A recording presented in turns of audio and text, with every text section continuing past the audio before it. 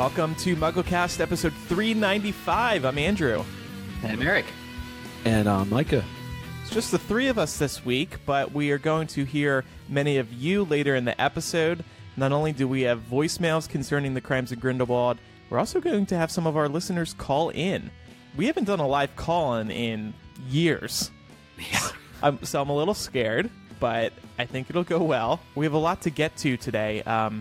We originally weren't going to do an episode over Thanksgiving week, but as Micah rightly pointed out, we should do an episode right after the Crimes of Grindelwald comes out. That's kind of big news. Yeah. We thought we're so cool that we got the opportunity to see it early and do a review show, but got to give everybody the opportunity to go and see it on opening weekend, and then we can sit down because it's about the listeners, Andrew, isn't it? That is really, so true. This is all for them, and I'm going to stay positive the entire episode. I'm not going to say one negative thing about this movie. We did get some people saying to us, "Wow, you were hard on Crimes of Grindelwald," and look, we're just sharing our feelings. But I think we've all had more time to sit with it. Eric and I have seen the film twice now. Micah has read the script. Why torture yourself twice? I mean, I'm sorry. Oh, so much for Micah's commitment there. Yeah, geez. I have lots of good things to say about it, actually. I enjoyed seeing it a second time, but we'll get to that in a little bit. We're going to start with our box office predictions, because that's a big factor for WB, at least. A few episodes ago, we all made predictions. How much would the movie make over opening weekend in the U.S.? Micah, what did you say? I said, despite Dumbledore, despite Nagini, there's a lot of controversy around this film. We've talked about it on the show. I think certain people won't go see it because of Johnny Depp. I also think the second film doesn't fare as well as the first, so I'm going to go with $68 million. Thank you to Eric, by the way, for transcribing what we said a few weeks ago. So weird. It was so weird hearing him recite what I transcribed him saying back in the. It's the same thing as. I thought we were advanced enough on this show to play the audio clip, but I didn't want to trouble Andrew with it, buddy. That sounds like a lot of work. I said, I agree. It's not going to hit the same amount that the first film did. I'll be a little more ambitious and say $72 million. Nagini, this cracks me up. Nagini alone now probably adds like $3 million to opening weekend. Why did I say that? That was the first quote I pulled, and I did a hyphen Andrew Sims behind it. I was like, this is amazing. So you said 72 million. I said, I'd like to believe the film will score less, even though they've thrown all this stuff against it. More people are excited about this film than were about the last one. And there's tons of general audience Johnny Depp fans who are going to come out. Maybe they're quiet, but they're going to come out. So I think the film will make $80 million in opening weekend. So Micah actually won. The movie made none of us did. We all went over. Well, but you were closest. It made okay, I'll take it. $2 million over opening weekend. By comparison, the first Fantastic Beasts movie made $75 over opening weekend. So that's a $13 million difference. That actually really surprised me. I didn't think it would make in the low 60s. There was a lot of pent-up demand for the first Fantastic Beasts movie after it had been so long since Deathly Hallows Part 2. So that was definitely a factor. And, I don't know. I'm really surprised by that number. Are you too? Yeah. Yes, absolutely. It performed under the tracking poll that you mentioned 4 episodes ago. The tracking poll had it between 65 and 75 million, I think, and it's even under that. So I actually can't account for. It seems like just fewer people turned up. Yeah. And even fewer general audience members that you'd expect to just come to, the latest big blockbuster. Some listeners, or some fans, including some of our listeners, were avoiding seeing it over opening weekend because of Johnny Depp. They kind of wanted to send a message. So that may have been a factor, not a $13 million factor, but maybe $1 million factor. Well, that's your Nagini factor right there. It cancels it out. The $3 million extra that they would have gotten for having Nagini. Oh, no. What character is J.K. Rowling going to bring back for number 3 to try to don't ask that question. I don't want to know. But overseas, it did do very well. It made $191 million. So all told, it made well over 200 million over opening weekend. Its budget was $200 million. So, you could argue it's made 253 million, but I've also heard that, so there's the production budget, which is 200 million. I've heard that studios spend that same amount just promoting the movie. So there's maybe another 200 million in promotions across the globe. So okay. Look, it's going to make its money back, but it is interesting that it didn't do as well as people were expecting over opening weekend in the US.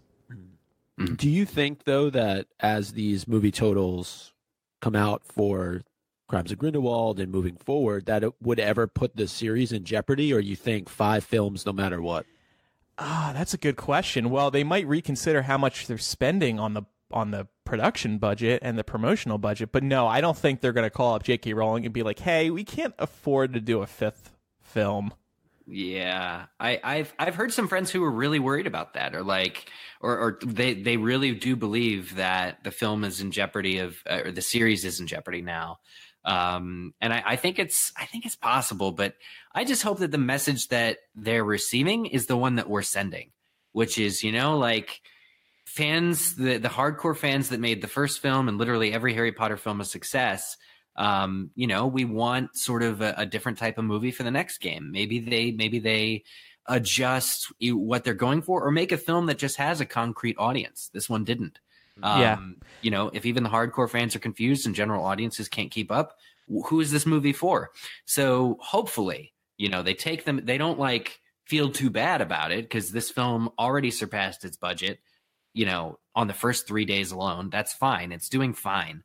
But I hope that they, work to produce better results next time. I am surprised.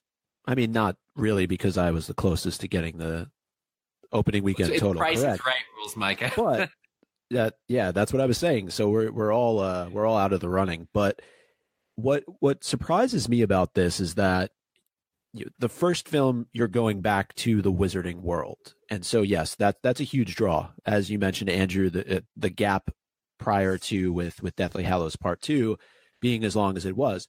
With this film, though, you're actually going back to Hogwarts, and you get Dumbledore and more of his story. So I would think that in and of itself for Potter fans would be a huge draw. And I'm actually surprised that the number isn't larger than what most of us thought it would be. That is a good point. Hogwarts wasn't a huge part of the film, and I think a lot of people knew that. So that may be why it wasn't as huge of a draw. By the way, the first movie worldwide ended up making $814 million. Crimes of Grindelwald is probably going to do about the same. So they're not going to cancel these movies, or, nothing's really going to change. But it is going to look a little awkward and embarrassing if with each film the opening box office is in decline. What is the trend there, though? Because if you look at sequels to films, don't they generally not perform as well as the original? Yeah, I think so. I mean, it depends on the series, but probably with the 5th movie, there's going to be a big tick up because, oh my God, it's the grand finale. How's this going to end? Yeah, climactic battle, Voldemort and Dumbledore, or Grindelwald and Dumbledore, that kind of thing. We mentioned the Marvel movies, which I think the sequels, sometimes surpass the original, but a good example I saw on boxofficemojo.com was The Hobbit, Battle of the Five Armies, which was the 3rd one in the Hobbit trilogy. I don't know if that was I don't know what the production budget or the promotion budget on that was, because it seemed like there were no billboards, no banners. The film was just allowed to fail. But the 3rd and final film of that trilogy just did absolutely the worst by a big sum of money. Yeah, a lot of people say that just wasn't a good story they were doing, and it shouldn't have been 3 movies. That franchise was originally going to be 2, then they turned it into 3. But yeah, okay. And by the way, we did a Patreon poll a few weeks ago as well, and the majority of supporters believe that the movie would make 65 to 70 million. So everybody in general was wrong. We did mention reviews. There have been mixed reviews on Rotten Tomatoes. It's averaging. God, is it down to 40%? Is that right? Oh man, Let me look. Oh yeah, it's sitting at 40% on the tomato meter. That's pretty bad. The audience score on Rotten Tomatoes is a lot more generous. It's at 70%, and it received a B+ cinema score. This is the score. So people ask moviegoers after they see the movie, "Hey, what do you think of the movie?" And overall, the movie scored a B+. The first movie, for reference, got an A. So, the critics have been very mixed. If you look at Rotten Tomatoes, it paints a pretty grim picture. But look, some people did like it. Even critics, like CNN's review was positive. USA Today's review was positive. Other prominent outlets. I know people on Hypable were pretty mixed about it. One of our writers, McCall, she wrote a great piece on how Dumbledore was the standout in this film, and I think a lot of people would agree with that. That was one of the bright points for everybody. I thought the Zulu was the standout, quite honestly. But ooh, well, why don't you write an article, Micah, on how the Zulu has stolen the franchise? Will I get real estate on Hypable? Real estate? You mean like money? No, like, will you post the article if I write it? If it's really good, yeah. Oh, well. Well, one thing I did want to say, though, because going back to your point about how some found the episode that we did last week to be a little bit on the negative side,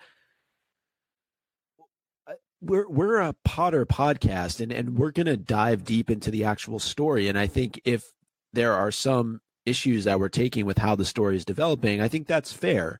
I don't think we were overly critical of the movie itself. I found it to be an entertaining movie from start to finish. I know I mentioned that. Unless you feel differently and you both saw it a second time, it's just the nature of what we do. yeah, Right. The second time I saw it, I came out of the theater thinking it was a masterpiece. Seriously, like really? that was, yeah, no, that was the word that my brain presented to me, and I was like, because the second time watching it, I don't know what changed. I still had problems with whatever I had problems with the first time, but I just didn't care. Like, I was able to appreciate it felt like it flowed much better. I don't understand. And like, it doesn't mean that any of the thoughts that I presented on last week's episode were wrong or invalid or that I disagree with myself. I don't. But something about watching it the second time changed it. And I could kind of see, maybe it's because I felt like part of the in club knowing the story. Yeah. Because like, then it's less of a shock. But also, once you know the story, you can like see why only certain amount of screen time was given to certain threads. I think that's right. And I experience this with every movie I see. You're kind of overwhelmed the first time you see any movie because you don't know what to expect. I feel this way with Star Wars in particular because there's a lot happening. And then the second time seeing Crimes of Grindelwald, I knew what was coming, so I could kind of pace everything in my mind better. I'm like, okay, Dumbledore said that because this is happening later. And I get another look at the Mirror of Erised scene. Let me study this more closely. And then like the end part, I was talking in the last episode about how my mind just went numb. My mind still went a little numb, but not as numb because I was able to follow this info dump a little better. So, and I will also say that both times I saw the movie, I didn't think there was a slow point at all. Like, it moves very fast.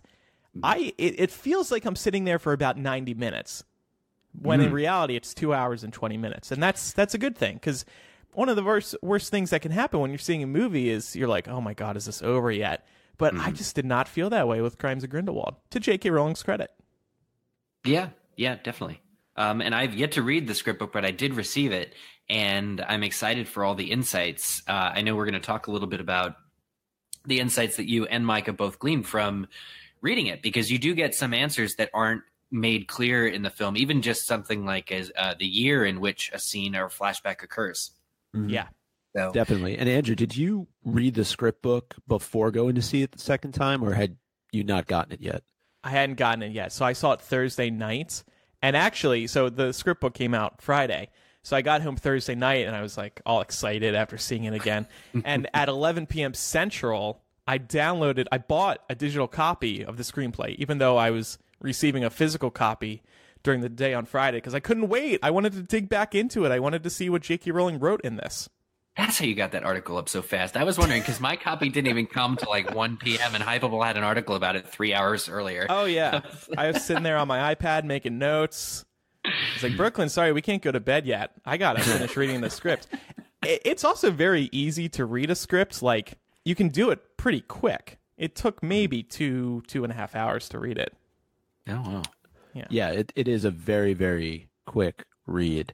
And speaking of books, do you think that the fact that we don't have a book to compare this to leads to our criticisms, or maybe leads to a lack of criticism? Just because if you go back to the Potter series, anytime a movie came out, we knew the plot going in. We knew what to, for the most part, expect. Obviously, things were going to be cut along the way, but by and large, we knew the characters. We knew what was going to happen. And so there was an expectation coming in, whereas now we have no real basis of comparison. I think the way I think of it is the first time that super, super hardcore fans such as ourselves and all our friends who went and saw it with us and all that went and saw it, we were trying to figure out how it fit into the large picture. And everything that had to do with the film fitting into the large picture felt out of left field, jarring, not well set up. The second time we saw the film, you know, I, for one, was able to see it as a standalone, or my brain focused on, okay, this film has its own entity, what's going on, what works, what doesn't. And I found that largely that view of it worked. So that might be a difference between the Harry Potter films, which had the books first, where, you know, we were judging it basically as an adaptation, whereas this film, like, I still can't see those films as standalone. I can't. And with Fantastic Beasts, I'm forced to. So it is different. There is something different going on there. Yeah, because, for example, if you take the big reveal at the end of the movie with Aurelius Dumbledore, would it have been an easier pill to swallow if you had had a book, The Crimes of Grindelwald, where throughout more of those little clues were being laid throughout the course of the story, and you had a 300, 400-page book to be able to really fully comprehend, which in my mind is what J.K. Rowling has, right? She probably has hundreds and hundreds of pages that never made it into this film. And so to have that available to you makes a huge difference, I think, versus just going and seeing it in theaters and knowing that there's probably some information that was left on the cutting room floor that would have made this all a little bit more easier to buy. Yeah. Well, and this is why the fandom is so alive right now, because we had no clue what to expect, and suddenly it's dropped on us very quickly. I love how alive the fandom is right now. For better or for worse, people are speculating like crazy over that Credence twist, and it reminds us of the Order of the Phoenix, the Half-Blood Prince days when we didn't know what's ahead. So everybody should really appreciate the fact that this does feel like we're in the mid-2000s again. Yeah, definitely. But there are certain things that would never happen if this was a book series, though. I mean, certain bad things that the film fails to convey that would not happen if it were a book. I think part of the surprise of this film is just how many subplots are tried to be woven in a short time, and based on even the stuff that was in the trailer that was cut from the film. Like, remember the ball scene? There was like a costume ball, or everybody was formal, and it would look like it was in the ministry. I saw that this morning. There was a close shot of Leta. Where would that be in this film? Like, the film as we know it, it got filmed, but the film as we know it, I don't see anywhere in the story where there could be a ball. I have no clue. That made it so far into the film, far enough to be shot. So there's clearly so much else going on that was maybe even almost in this movie. And in a book, there would be sort of a place for it. Whereas with a movie, you're constantly running up against runtime. And all of like what's the word? Like, just like the flow of each of the plots. So a book would have, even the question of, I saw on Facebook, what makes Leta Lestrange a taker? Because Queenie in the first movie says to Newt, "Oh, she's a taker. You need to give her, honey." You know, it's unclear because that level of character development is not achieved before Leta dies in this film. So there's all these kind of open questions that I think would just be better addressed in a book. You'd be able to get a little bit more backstory, or at the very least, character motivations, which do not come across as easily over film unless the film uses exposition to convey it. And the film had plenty of exposition as it was. Yeah. One thing I want to do, speaking of that scene that was left on the cutting room floor of that ball that Leta is at, or some fancy event, we need to talk about all the things, like all the unanswered questions. Like, I'm looking at the cover of the Crimes of Grindelwald screenplay right now, and there's a lock with Nicolas Flamel's initials on it. Like, what is that? Oh. Is it that box that he opened? That doesn't seem totally what it could be referencing. The Sorcerer's Stone is front and center on the cover. But it was a blink and you'll miss it moment in the movie. So was there more there that was originally in it? We see the blood pact item, by the way, on the cover, so we know what that is, at least. Yeah. But then there's other questions, and we'll go into that in the future. So getting back to our doc here, Eric, you had mentioned something kind of interesting. What beast did you remember, speaking of left on the cutting room floor, what beast did you remember that was cut? So I think I predicted movie 3 right now. I think that I stumbled upon something that might help us predict a future Fantastic Beasts film.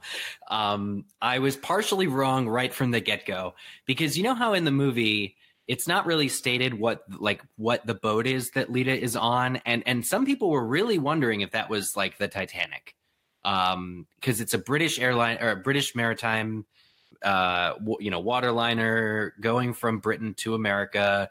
People were questioning. According to the script book, the boat sank in 1901.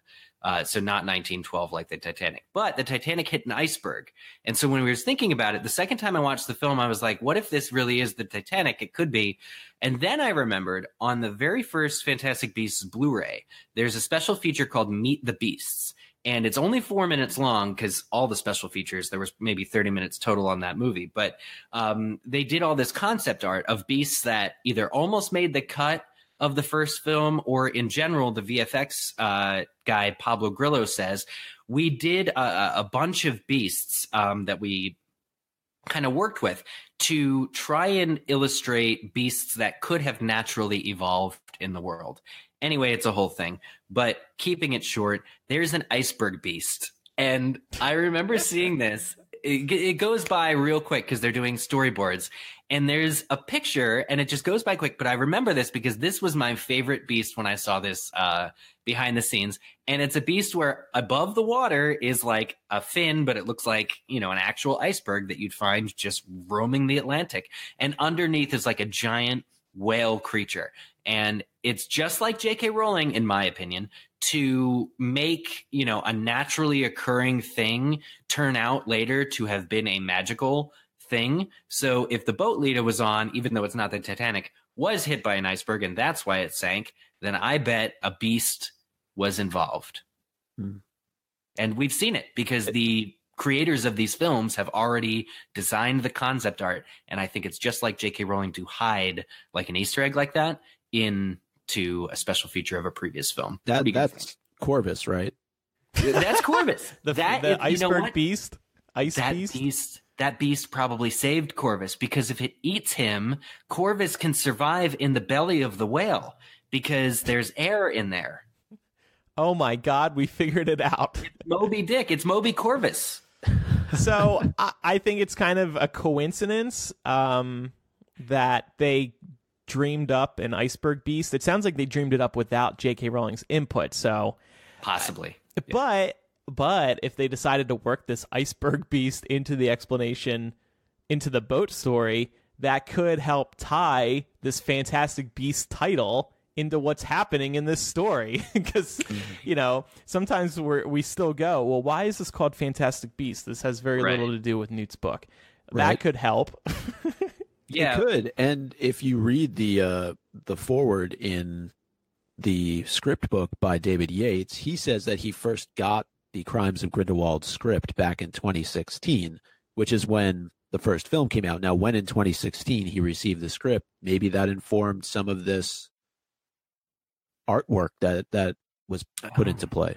Yeah, well, I think J.K. Rowling probably went into a meeting and was like, here's the general rules for Fantastic Beasts in my magical world. I mean, that's because David Yates is seen talking in that same featurette about how they wanted to make them realistic and believable from the start. So they probably created sort of a catalog of potential beasts that are all like ideas, probably based directly on J.K. Rowling conversations. But I like the idea of the whale saving baby Corvus. But one thing people are pointing out is that if Credence really is a Dumbledore, Corvus still needs to be alive, because this film states that Leta is the last Lestrange, or the last of her line, and she dies. And eventually there does need to be a Rabastan and Rodolphus Lestrange. So right. Corvus has to come back, or Leta's not really dead, in order for there to be a Bellatrix Lestrange marrying Rodolphus and Rabastan. So, there definitely needs to be connections. There are some family trees out there on the Harry Potter wiki. There's some good Lestrange family trees, but none of them connect all the bloodlines into one. And you need that to connect all the Lestranges. It's an excellent point, though, Eric, that you raise about the future Lestranges that we all know, because they wouldn't be able to exist if Corvus was, in fact, the last male member of the Lestrange family and perished in this shipwreck. Where the other thing to bring up, too, is Yusuf, and I know we touched a little bit on this in our previous episode, why would he still be beholden to an unbreakable vow if Corvus is in fact dead? So that would add to your argument. Yeah, something's going on here, guys. We've been hoodwinked, but in a good way, in like a good J.K. Rowling way. One other thing I just wanted to bring up, and this was going back to when we were talking a little bit earlier about Leta, it made me think of something when you mentioned the wedding scene that seemed to have been omitted. And you can both correct me because you've seen the movie twice now, but Newt mentions something to Tina when they're talking in the ministry that is in the script book that I don't think I remember hearing in the actual film, but I could be wrong. He says to her, "It was a mistake in a stupid magazine. My brother's marrying Leta June the 6th. I'm supposed to be best man," which is sort of mildly hilarious. Yes, he does say, I remember him saying June 6th, and I only heard it the second time, and it's the very standard at this point Eddie Redmayne mumble. So it happens too fast. Did he say that he was going to be best man, though? Yes. I remember that, too. Okay, never mind then. Yeah. Today's episode is brought to you by Bombas. Bombas is totally re-engineered socks with comfort innovations that add up to one way more comfortable pair of socks. 2 years of research and development led to multiple improvements of the sock design, performance, and comfort, including an arch support system that provides extra support where you need it most and feels like a hug around your foot, a cushioned footbed, stay-up technology, and super soft cotton. They honestly feel like your feet just got a massage. And whatever you love to do, there's a pair of Bombas that'll add comfort to your life as you do it. They were created for runners, power walkers, podcasters, wizards, and overall lovers of everyday comfort. I've worn several pairs of Bombas to work, and it's amazing how comfortable they are compared to normal dress socks. Your feet feel comfortable all day long, and they have some really great designs for listeners to choose from. But the part I love most about Bombas is that for every pair purchased, one is donated. Socks are the #1 most requested item in homeless shelters, but you can't donate used socks. That's why Bombas donates one brand new pair of socks for every pair they sell. To date, they sold and donated over 9 million pairs of socks. You know, the weather is getting cold outside. It's the holiday season. What better way to make a difference? Buy a pair of socks for somebody in your life and also make a difference for somebody who really needs it. Now, MuggleCast listeners get 20% off their first order. All you have to do is go to bombas.com/MuggleCast. That's BOMBAS.com, and you'll get 20% off your first order. So a couple of things I noticed on my second watch. First of all, and this is something else this is another unanswered question. The Deathly Hallows, like those were a very big part of the first movie, and even in the promotional material for the second movie, we're seeing the Deathly Hallows a lot. And yet in the movie, there's really no references to the Deathly Hallows. I thought there was zero, but then on the second watch, I noticed that when Leta is at Hogwarts, present day, she opens up a desk, I assume her old desk, and there is a Deathly Hallows symbol inside of it. I don't know if that was supposed to mean something, or the production designers just wanted to get it in there just for kicks. But I did find it interesting that was, as far as I know, the sole reference to the Deathly Hallows in this movie. Where was it? I was looking for it. Somebody said that it was on the desk, and I was like, oh my God. But the second time I saw it, I couldn't find it. She opens the desk, and it's etched into the desk. There's a lot of symbols, so it doesn't necessarily stand out unless you happen to catch it. Like what direction? Because I was predominantly focused on the lower right, and there's the letters MN, like MuggleNet, so I was like really happy. But I don't. That was what I saw. I didn't see the death. I was looking for the Deathly Hallows, and I couldn't find it. It's there. I mean, I can't remember where, but yeah, I guess okay. centered. But yeah. It's funny you say that, though, because there is sort of that moment between Grindelwald and Leta in the mausoleum where there's a familiarity, because doesn't he say, oh, this one I know? Mm-hmm. I wonder, is there a little bit of history going on there? Yeah, and he has her number, right? He's like the least loved by wizards and friends alike, and all that other thing he says to her. And killing her when she attacks him, or presumably killing her, allegedly killing her, pisses or upsets him so much that he literally says, I hate Paris. Yeah. I think it's after he had to kill her. He was like, I hate Paris. This didn't go the way I wanted it to. So I think there was definitely a plot there. I thought that was a classic Johnny Depp moment. I hate Paris. It just Right. I felt like I was watching Jack Sparrow in that moment. I was just going to add to that I know we're staying positive this episode, but I didn't really like that line at all.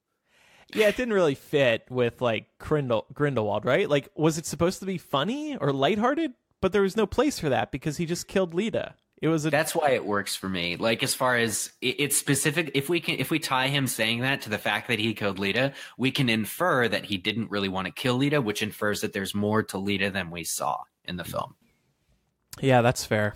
But it's a very movieism of just like, and he just killed a bunch of people. Like, he shouldn't be quipping or making jokes like that. Like, they're still fighting the demon upstairs. But he's that demented. Maybe that's the reason why. Yeah, maybe. Yeah. I just read that scene as things aren't working out as I intended. Yeah. Right. Your I next hate point, Paris. though, Andrew, I really like it, and I want to expand upon it once you...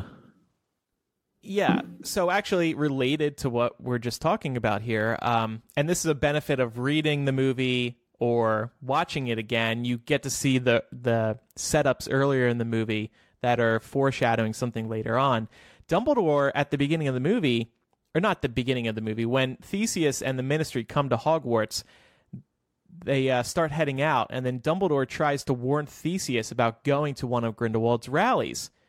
Dumbledore said, if one happens, don't try to break it up. Don't let Travers send you in there. If you ever trust me. And then he kind of trails off. Is this because Dumbledore knew he'd be manipulating people at the rally? And to the point where they would not be able to control themselves? Kind of like what may have happened to Queenie or Leta? I think he knows it's a trap. And there's another line similar to that later on in the film when Nicolas Flamel is talking with Professor Eulalie, and Nicolas Flamel says exactly what, quote, he said would happen. And he's referring to what he had just seen in the crystal ball. And my question is, who is he? Dumbledore? So has Dumbledore not necessarily seen the future, but what does he know? Like, how is he so aware of what is going on that he not only tells Theseus, but clearly he's had a conversation prior to that with Flamel? I'll sort of play devil's advocate and say it's sort of predictable that Grindelwald, after being imprisoned, will want to call a rally.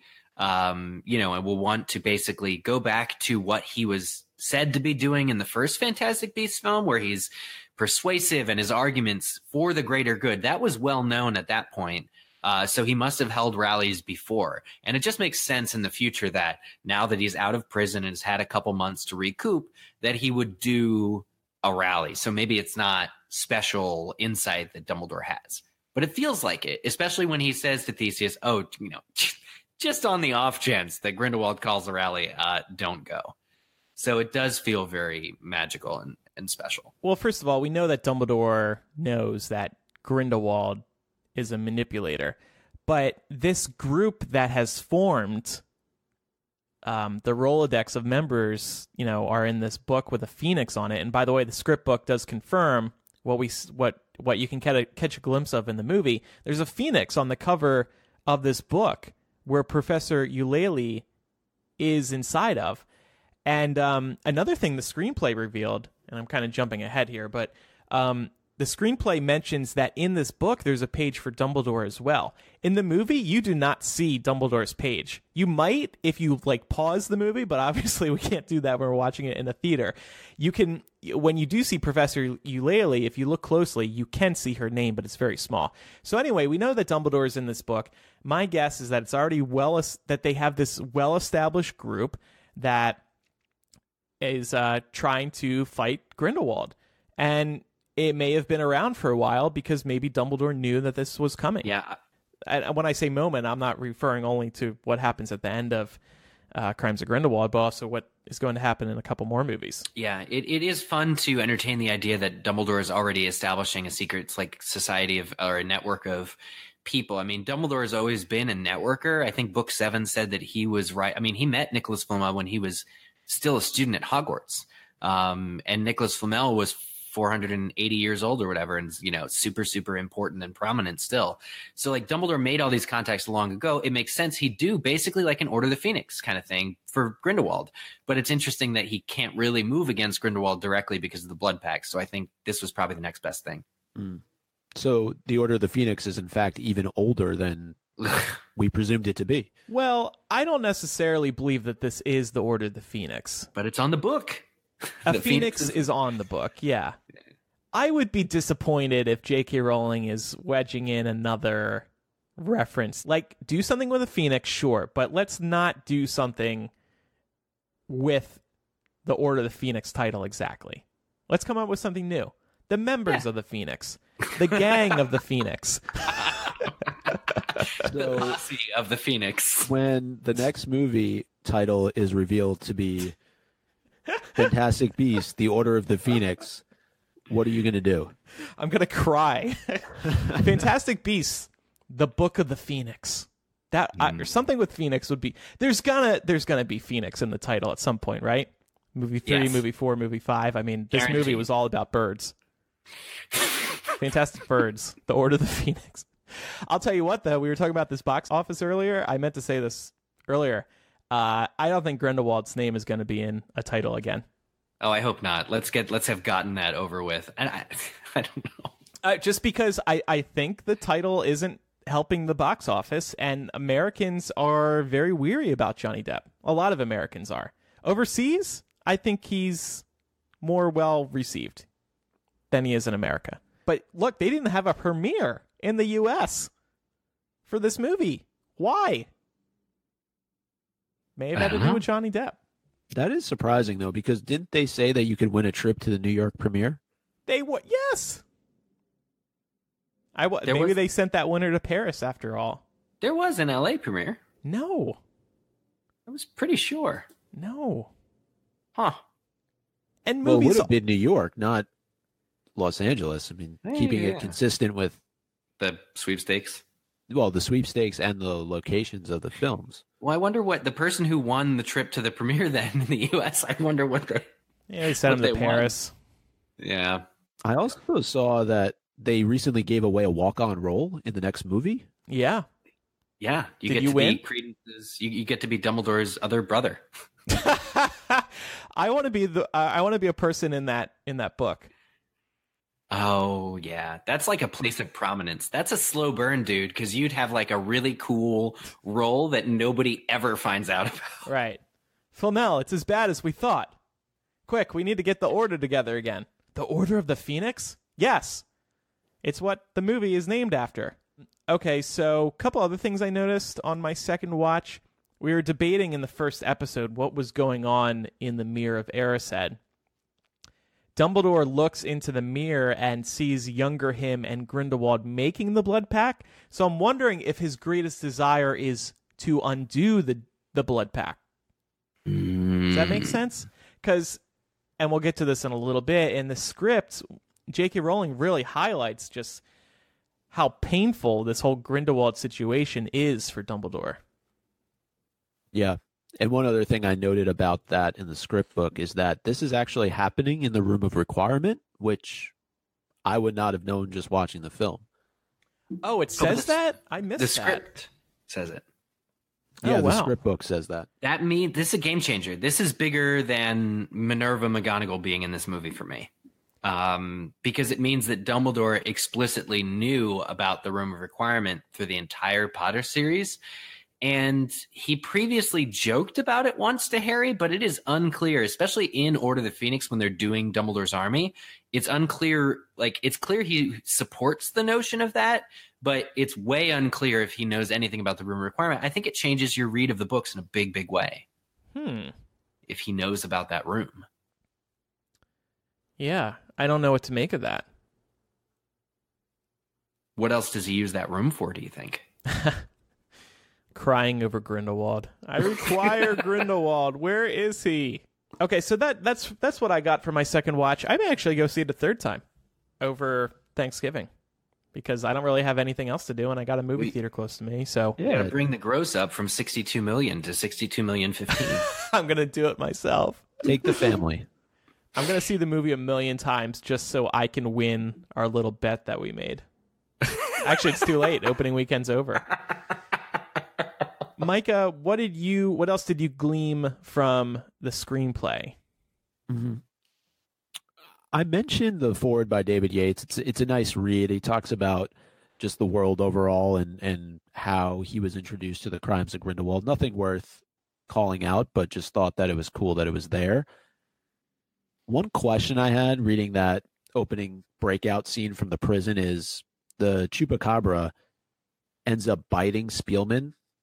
And I was just curious as to whether or not that was going to have any effect on him long term. We don't really see him much until the end of the movie, but we do see him in the Ministry when Newt is sort of being interrogated. But I just wondered if that would have any impact. Maybe Probably Grindelwald can have some sort of additional control over him. Maybe he's slowly turning into a Chupacabra. Yeah, I don't know what the effects of being bitten by a Chupacabra are. You know what I will say that I loved seeing the film a second time? Jacob has still a little scar from his Murtlap bite. Oh. You can only really see it in the very first scene where he's under the love potion, and it's like a close-up shot when the love potion's gone, and you can see it's like three little, like somebody took an eyeliner brush and just did a little kind of thing on him, and it's the Murtlap bite is on his neck right in the same place. And I loved that was still like, that's kind of a scar now, basically. We have a lot of people listening live right now on Patreon, and Nolan says, was it ever explained why the hell that Chupacabra was even in the cell with Grindelwald? That is surprising, because it's like, why would they let him have a pet in there? Yeah, I mean, it doesn't read like a pet in the beginning, but that's only because it's actually not really Grindelwald. If that Chupacabra was next to Grindelwald, it would not have been able to contain its shit. That thing was in love with him. Yeah, and you would have assumed that Grindelwald loved that pet too, because he has him in there, but then he throws him to his death. It was designed to be a security measure. This is my guess. It was designed to be a security measure that, unfortunately, Grindelwald, with his silver tongue and charming personality, was able to fit right through. And also the other thing is that Grindelwald was Graves for at least a year or something. He knows all the ministry's protocols. Like there's no way he didn't already prepare for the contingency of being interrogated by U.S. wizards. So it's no surprise to me in general that he figured out how to escape. Mm-hmm. It would have been interesting if the Chupacabra helped him escape. Yeah. Like, I would have been more into that, because this is Fantastic Beasts. It's sort of more of a Newt thing to do, though, is to use your beast's like specific nature to your advantage. Like, if Grindelwald started doing that, I would call like bullshit on it, I think. But I feel like there was an explanation for that somewhere. Might have to take a look after getting through this section. But one of the other things that drew my attention, and actually there's another related point to it a little bit further on here, but in the hideout, once Grindelwald makes it to Paris, he tells Nagel to go to the circus and give Credence a note to start him on his journey. And I completely missed this the first time I saw the film. I don't know if the second time you both saw it, that you were able to identify this scene, but it just makes me believe more and more that Grindelwald is playing Credence. Yeah. Yeah, he deliberately says, set the plan in motion.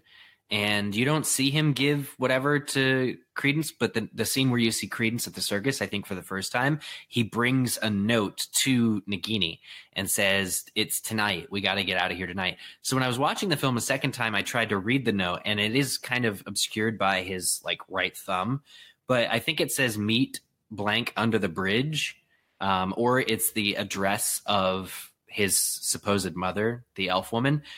Looking at the film, the only thing you can guess that like the point is they needed Credence to go to the what is she called in the script? Is it like the nursemaid or midwife or the assistant, or she has the name Irma? Trying to right? look it up. Irma. Yeah. Yes. Irma. So Grindelwald wanted Credence to go to Irma. Irma would presumably not tell him everything in the first 5 seconds, the only seconds that they have together. And then because Grimson was supposed to kill her, but they needed Credence there so that he could say he missed. So it accomplishes a couple things, because Credence gets to meet the only person who really knows who he is, or might. And then she's also simultaneously in one fell swoop silenced from telling him more. Like now Credence believes that he is somebody important, and also Grindelwald gets to control the narrative now that she's dead. Yeah. Right. Yeah, there's too many things that you're able to pick up on that could lend it to the belief that Grindelwald is really manipulating Credence, especially once we get to the end. I mean, he's essentially putting all of this into motion to lead up to Credence and others showing up at the mausoleum later on in the film. And it's taking away anybody who could potentially disprove the fact that Credence is a Dumbledore, right? That woman, Irma, may hold much more information than what she was able to give Credence in that very, very short period of time. But speaking of Credence, later on in the script book, it's mentioned that, and there's this very brief scene of him and Nagini walking through a market, and it's just prior to them being up on the roof and him feeding the bird. He actually takes birdseed from the market, and I didn't notice this at all in the film. Wondering, again, if this is something either of you saw. I can't remember. I remember him interacting with seed, maybe to feed the bird, but I don't remember if we see him actually pulling bird seed. I will say the script book, once again, just like with the first one, it didn't have any deleted scenes in it. So this has to be very close to the final cut of the film. They're doing that on purpose. So I would guess that it is there, Micah. It might not just be very obvious. Yeah, I don't remember seeing it. I remember seeing that it was a marketplace, but the camera pretty quickly cuts to Grimson following them. So I don't know. That would have been Ezra Miller must be like the world's most accomplished pickpocket there, you know. Right. And again, we're presented with that scene where Credence is feeding this bird that looks very much like the baby raven that we see in the flashback scene, but turns out to be a phoenix. However, coincidentally, not long after that, we see Grindelwald just kind of hanging out on the rooftop. So there's a lot of suspicious activity going on here. Mm-hmm. That bird, and the script book heavily implies this, the bird that Credence has at the end of the movie when he's with Grindelwald is the same bird. It's referred to as a chick in the screenplay, is the same chick as the one that we're just talking about here. So that, to me, tells me Grindelwald is not lying. That Credence really is Aurelius Dumbledore. The one thing I saw, because I can't explain the Phoenix either. If Credence isn't a Dumbledore, I don't know how a Phoenix just appears to somebody. But the people who had pointed out that the Phoenix is only ever around when Grindelwald is not too far away fits in with Muggle mail that we got from Nicole and Doug. And both of them said, we'll read the full email later, but regarding the chick, I found this amazing. She said, if it is a real Phoenix, I don't think it's coming to Credence at all, but rather to Grindelwald because he has Dumbledore's blood running through his veins. Interesting. So if the blood pact that they have kind of mixes their blood or means that Dumbledore and Grindelwald's blood is now the same blood or fused blood of some sort, hypothetically, Grindelwald would be able to get a Phoenix if he figured out what the myth of needing to be, quote, in need meant. And that is the first and only thing that I think can explain why Grindelwald could continue with this sort of manipulation if Credence isn't really a Dumbledore. I will add to that by pointing out that the chick does not turn into a Phoenix until Grindelwald throws the bird up into the air. Yeah. So Credence isn't doing anything to make that turn into a Phoenix. Yeah. Mm-hmm. And that line from Dumbledore in the movie, he says, well, I've always felt an affinity with the great magical birds. There's a story in my family that a Phoenix will come to any Dumbledore who is in desperate need. They say my great-great-grandfather had one, but that it took flight when he died, never to return. Mm-hmm. Such a beautiful line, because we know Fawkes sings and cries and then disappears forever once Dumbledore dies. Mm-hmm. Mm. And I actually did a little research into that. I can't remember if I brought this up on the last episode, but J.K. Rowling once said that Fawkes has only ever been Dumbledore's. He was never anywhere else. And I looked into that because that does look like Fawkes at the end of the movie. Now, we have to be honest, J.K. Rowling is changing things, so it's possible that actually was Fawkes after all. That she was Credence's first and is a hand-me-down Phoenix. Something else that Micah brought up was that all the Dumbledore kids start with the letter A. Their names start with the letter A. Ariana, Aberforth, Albus, Aurelius. Abernathy. No. That's a surname. It doesn't work. Don't worry. Oh, okay. Good. But that's interesting. And like if Grindelwald's lying, I guess he had to take that into consideration as well. See, you're definitely a Dumbledore kid because your name starts with an A too. There's no proof whatsoever in this film that anything that Grindelwald says at the end is true. Right.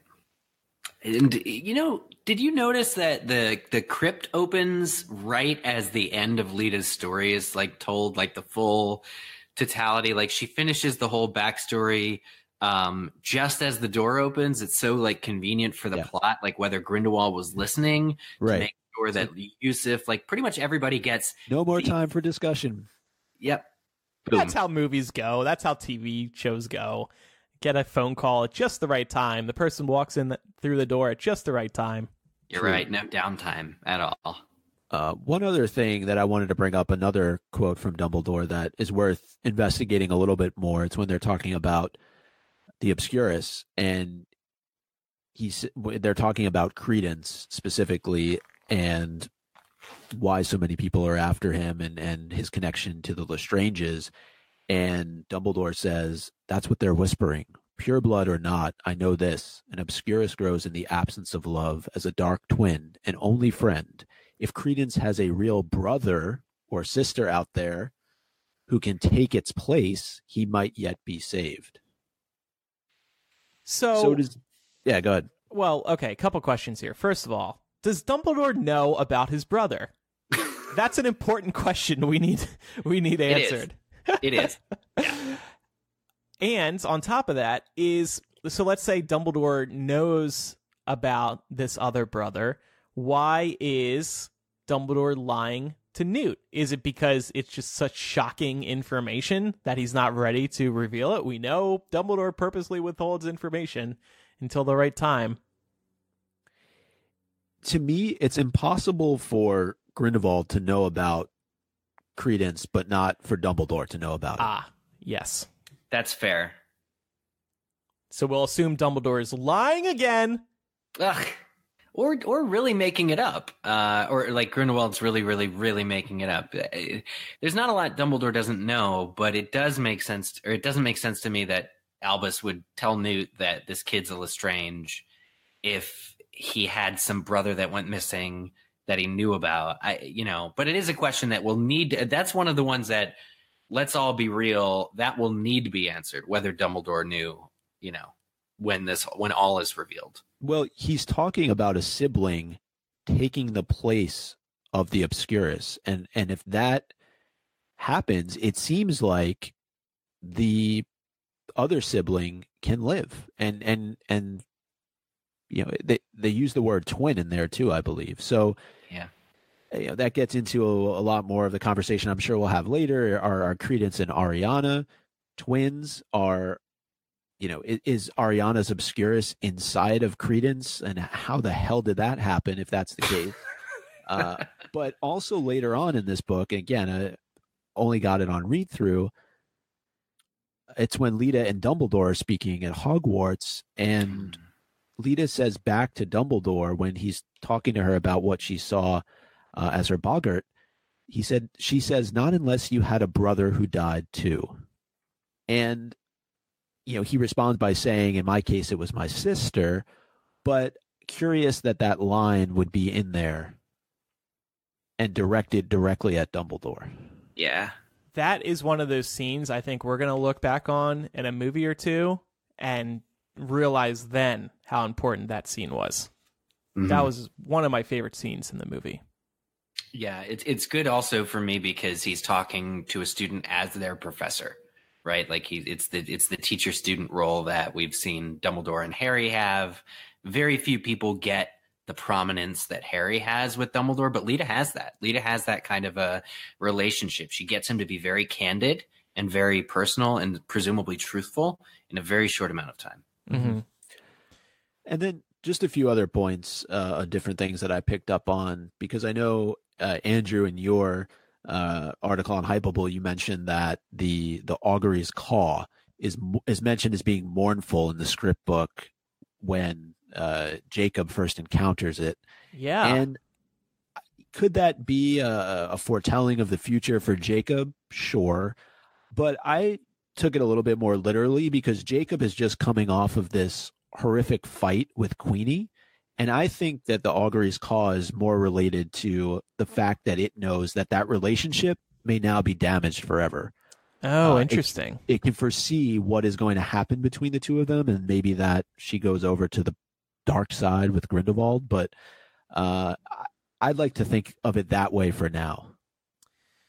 Yes. Isn't it a misdirect that it's like, wasn't it disproven that auguries can tell anything about the future? That they're just weather sensing birds or something? Well, so we had learned through an Entertainment Weekly article, actually. I think this was the original source, but they got this from WB. They wrote a definition of the augury saying that its cry is said to foretell death. There may be another source for that, but that's where... Well, Chris Child says that. Okay. Well, so it just seems like classic J.K. Rowling foreshadowing to me. Like, first of all, in the movie, it's not he doesn't really make the augury doesn't make much of a cry, but in the script, it is emphasized that he does. Right. And the augury, it doesn't really look that ominous. It's kind of like a goofy looking Muppet.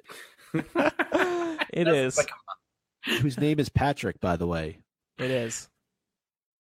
That was one of the great things about reading the script book in Newt's basement, is that you get all these names for all these different beasts that you really don't get in the actual film.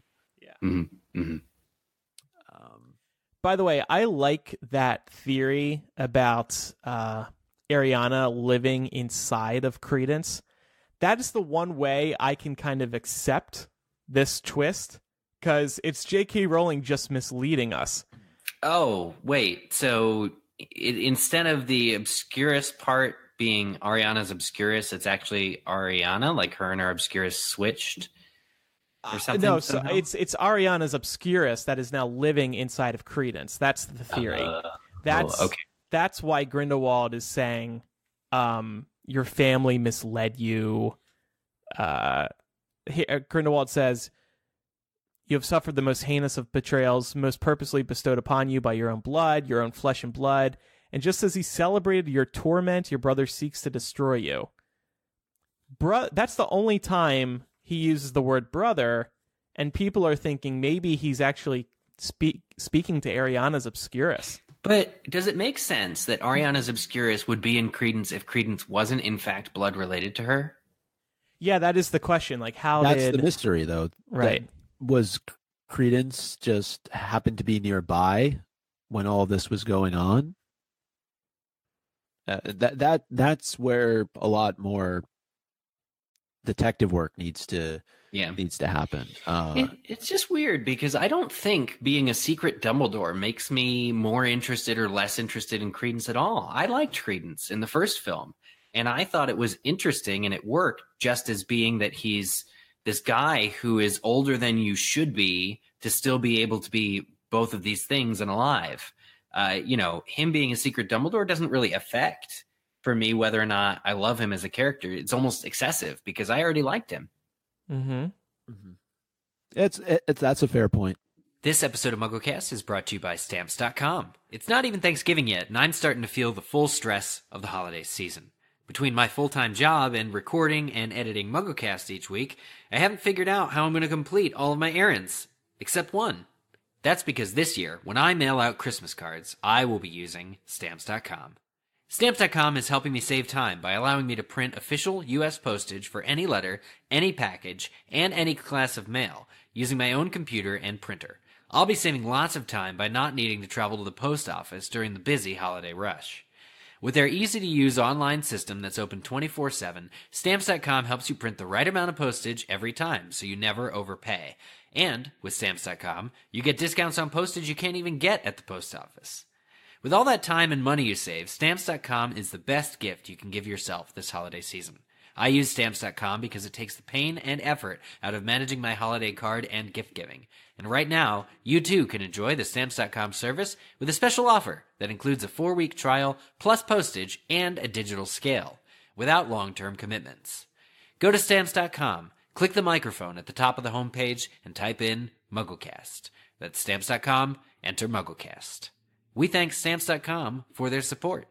So just kind of rounding out this list that I had here, and I'm assuming we're going to jump into this prophecy or predictions of Tycho Dodonus a little bit later on. It's like a Star Wars name, Tycho Dodonus. Yeah, I'm wondering, can you rearrange the letters? Is this really somebody else that we know of? Is it an anagram? I'm searching the anagram database. There you go. I am Credence Barebone.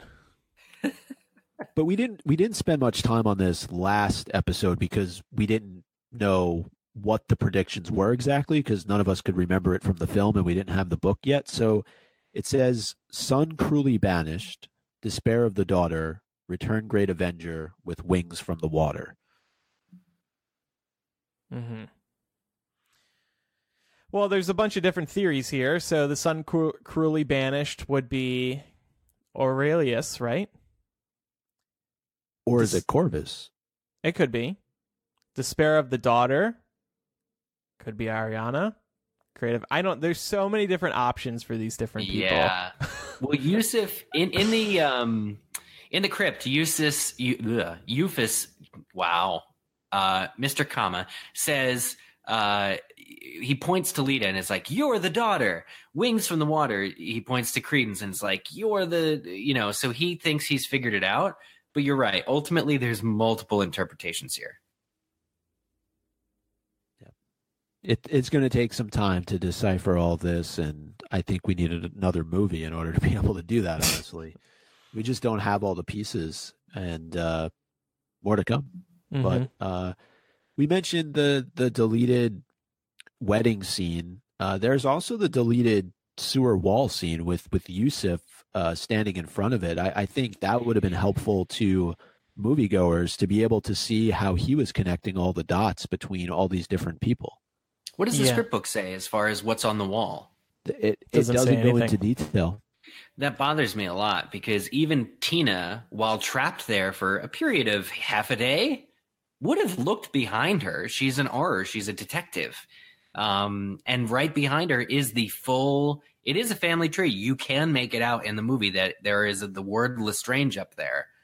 You would think that she would have some profound new insight after looking at it. Yeah.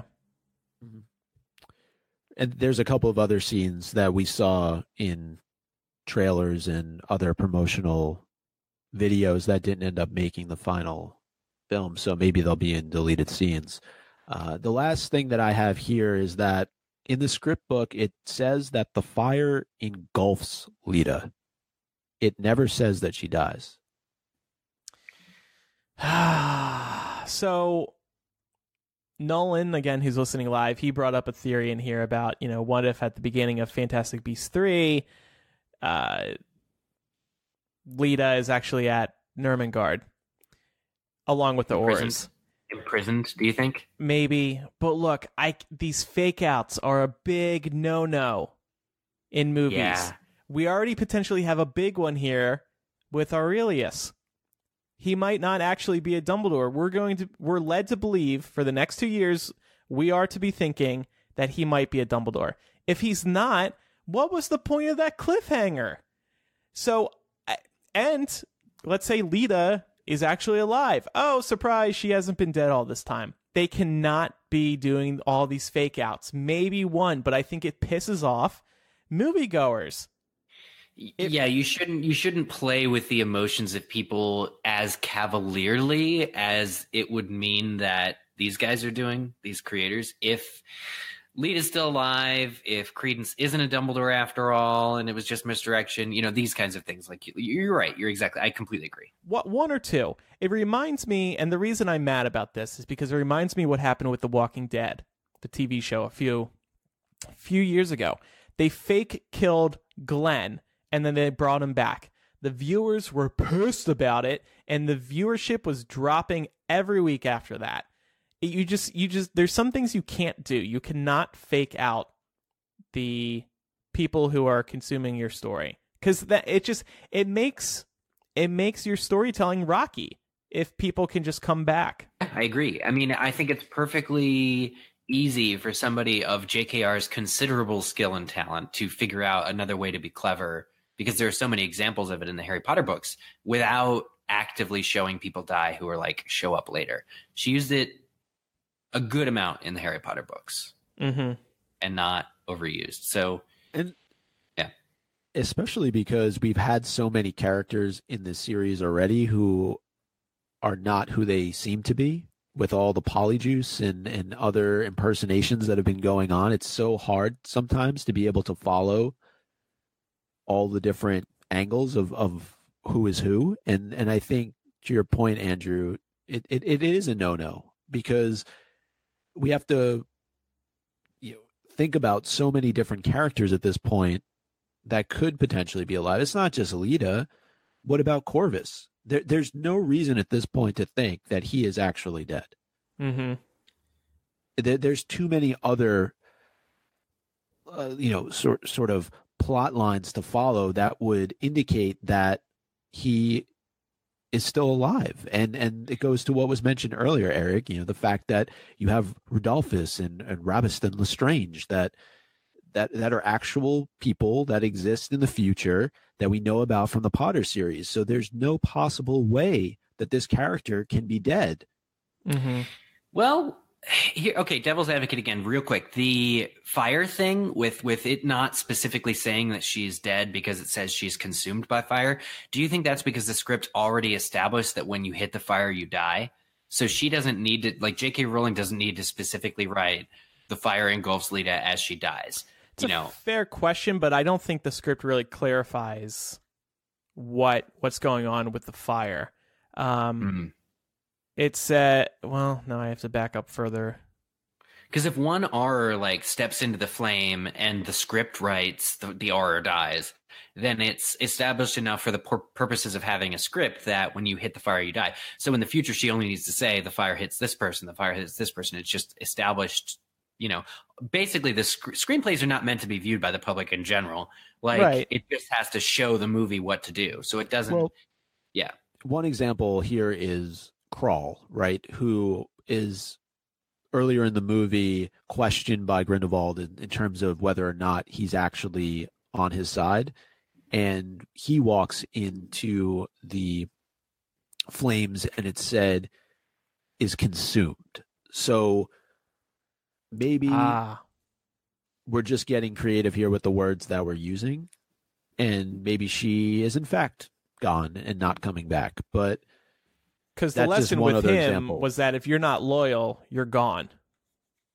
That's right. What Kral taught us in this movie. That's why we don't really need to know much more about the blue flame, because we saw him wavering earlier in the film. Right. But was he not an Auror brought there by Theseus? Is he playing double agent? Is that why he died? Because I thought he had a top hat on or something in the final scene. I thought maybe it was. Does a top hat? Yeah, only Aurors wear top you hats, as an Auror. Yeah. Yes, absolutely. I don't think that he was a double agent. I don't think so wrong. Either. I think he just tried to cross, and he wasn't fully loyal. He didn't believe in the cause. Mm-hmm. You guys, my anagram results came back from Inga's anagram generator. I typed in the predictions of Tycho Dodonus. And the anagram that it came out was orthodontist confided chop suey. Oh my God, a Hermione Granger connection. And if you just type in prediction Tycho Dodonus, it comes up with conduced thyroid options. Again, something about the throat, something about the mouth. Coincided hound post Troy, and conduced torpidity Shun. Troy. High School Musical connections now. Wow, I can't handle this. It was Greek too. It's the Helen of Troy. Very, very important. Lucas disagrees with you, Micah. He says Corvus is definitely dead because of that family tree. The script makes it even more clear where it seems to imply that Leta's flower kills Corvus. Oh, I forgot about that. But was that her dad? Because she's talking about her dad when that happens. Right, there's like 80 Corvuses in the family tree.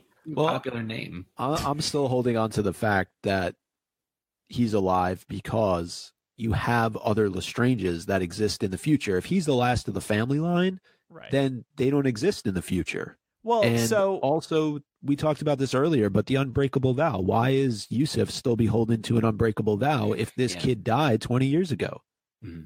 Maybe there's another Lestrange that we're going to find out about. The other theory that I heard, though, is that, let's presume Leta is still alive, that because of the relationship that existed between her and her father, where she was the child that he didn't really want, a good way for her to be able to get back at him is to continue on the Lestrange family, keeping the name, but on the female side.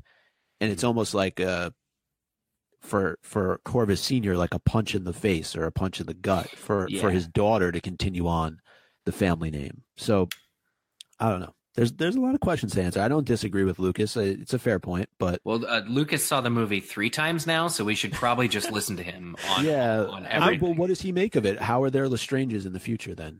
Yeah, Lucas. What's your answer, Lucas? This is a live. We said it was a live call-in show, but really it's a call-out show. We're just gonna talk crap at our listeners. Come on, Mr. Expert. I'm gonna go see it after this. We're talking about it so much. I feel like I need to see this movie again. And by the way, that book that had that tree was also in the hands of Abernathy and Rosier. So who knows what they did to it? Yeah. Some dark magic on it. So, okay, a couple things I noticed in the script book. Some of them were the same things Micah noticed, so might just be down to a couple of things here. Dumbledore's feelings for Grindelwald. I think I said this earlier in the episode. They are really highlighted by J.K. Rowling. For example, when Dumbledore is confronted by Travers about Grindelwald at Hogwarts, Rowling writes, Dumbledore is looking at the pictures. These memories are agony. He is full of remorse, but almost worse, nostalgia for the only time in his life he felt fully understood. Aww. Wow. Yeah, that's freaking deep, isn't it? It's deep for a screenplay, first of all. And yeah, the idea that Dumbledore feels deep down misunderstood or not fully understood is huge. Yeah. And that Grindelwald is the only character that fully understood him. Oh my gosh, that's tragic. What does that mean for, I mean, if this horrible monster understands you, you must think yourself somewhat of a horrible monster. Yeah. Well, he apparently has treated Aurelius like shit, according to Grindelwald. Am I pronouncing his name right? How do you guys pronounce it? Aurelius? Yeah. Aurelius? I always get tongue-tied. This is like my new Deathly Hallows, where I was pronouncing, where I was saying hollows for like the first 3 years. People would write in and get so mad. You know what somebody should do, though? Just thinking about this. Can we pull up the Black family tree and look at the Lestrange side of it? So let's look. If you go on the Wikia too, they've got text versions of the family trees, which I find very helpful instead of looking at the Mina Lima artwork. I also wanted to mention that at the end, when Leta is about to die, it's not clear in the movie if she's saying to Newt or Theseus, I love you, because there's some camera play going on where we see Theseus, then it cuts to Leta, she says, I love you, and we go back and it looks like she might actually be looking at Newt. Well, that was actually on purpose, that confusion, because in the script book it says she looks toward both Theseus and Newt, who are watching her stunned. Leta, I love you. So J.K. Rowling purposely wrote that to mean she's saying I love you to both of them. That's pretty interesting. Yeah, I love Yates's interpretation. I love how it appears in the film because you first see Newt. Yes. The camera is on Newt and she says, I love you. And then it pans back and it's a further away shot so you can see they're both standing there. That's brilliant because I think the audience has a little bit more of an investment in Newt. One of our listeners, Jenny, appears to be in denial. She just wrote in all caps, it was for sure to Newt! ! One. I'm sorry, but J.K. Rowling has spoken, and it was to both of them. Yeah, maybe in the later film she'll change it. She'll change what she wrote because she's doing that a lot now. I also think love might mean different things. She doesn't have much time here, so she can't say, I love you, Newt, I love you, Theseus. She can only say it once. It means something to Theseus, and it means something else to Newt. Like, I love you in a friendly way, Newt. I love you in a romantic way, Theseus. Or the opposite. She could be telling her fiance, I love you in a friendly way, and telling Newt, I love you in a romantic way. And the sad thing is we'll never know what she actually meant.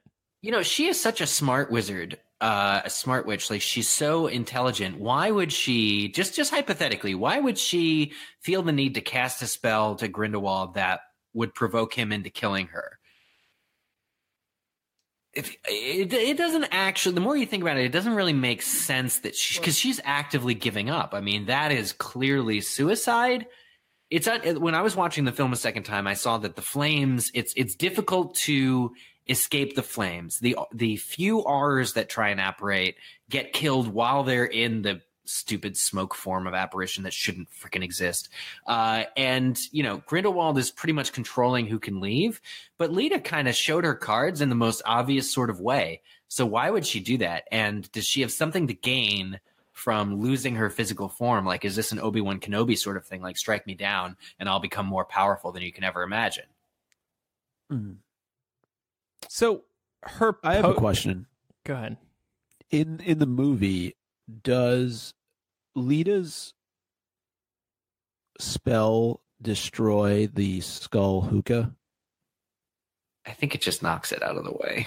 Yeah, I can't remember. There's a lot happening in that scene. Because, yeah.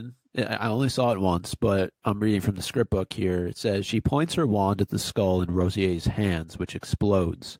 Rosier is knocked backward, and Grindelwald is momentarily obscured in a whirl of chaos. Okay. In the film, it just looked like it bounced a couple times, and it stopped doing what it was doing, which was, I guess, emitting the smoke. Well, it doesn't really matter what happens in the movie so long as J.K. Rowling wrote it in the screenplay.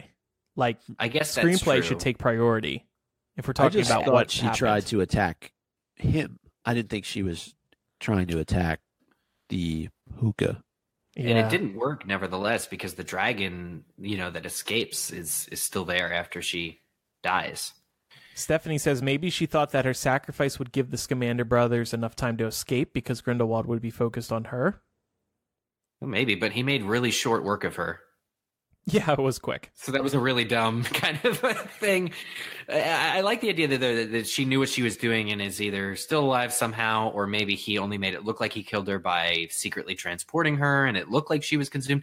Because actually, back in the beginning of Prisoner of Azkaban, when Harry's doing his homework about witch burnings, there were some flames. You could cast a spell that it felt like it was tickling you instead of actually burning you alive, and wizards that. So, I mean, that'd be some like old school magic for it to turn out that Grindelwald was actually just imprisoning them in Nurmengard far away somehow. One more thing I want to bring up from my list. Dumbledore regrets making the blood pact. In the discussion between Newt and Dumbledore at the end of the movie, Rowling writes that Dumbledore regretted it. So there's that line from Newt. It's a blood pact, isn't it? You swore not to fight each other. Then J.K. Rowling writes, bitterly ashamed, Dumbledore nods. Bitterly ashamed. Yes. I love that. Good point out there. Yeah. Yeah. That'll probably come into play later on when Dumbledore finally starts talking about all this.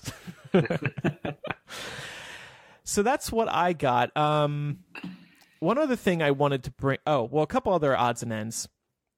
So this is kind of like a reference to the Harry Potter books, maybe. So in the movie, we see that the Ministry uses owls for communication.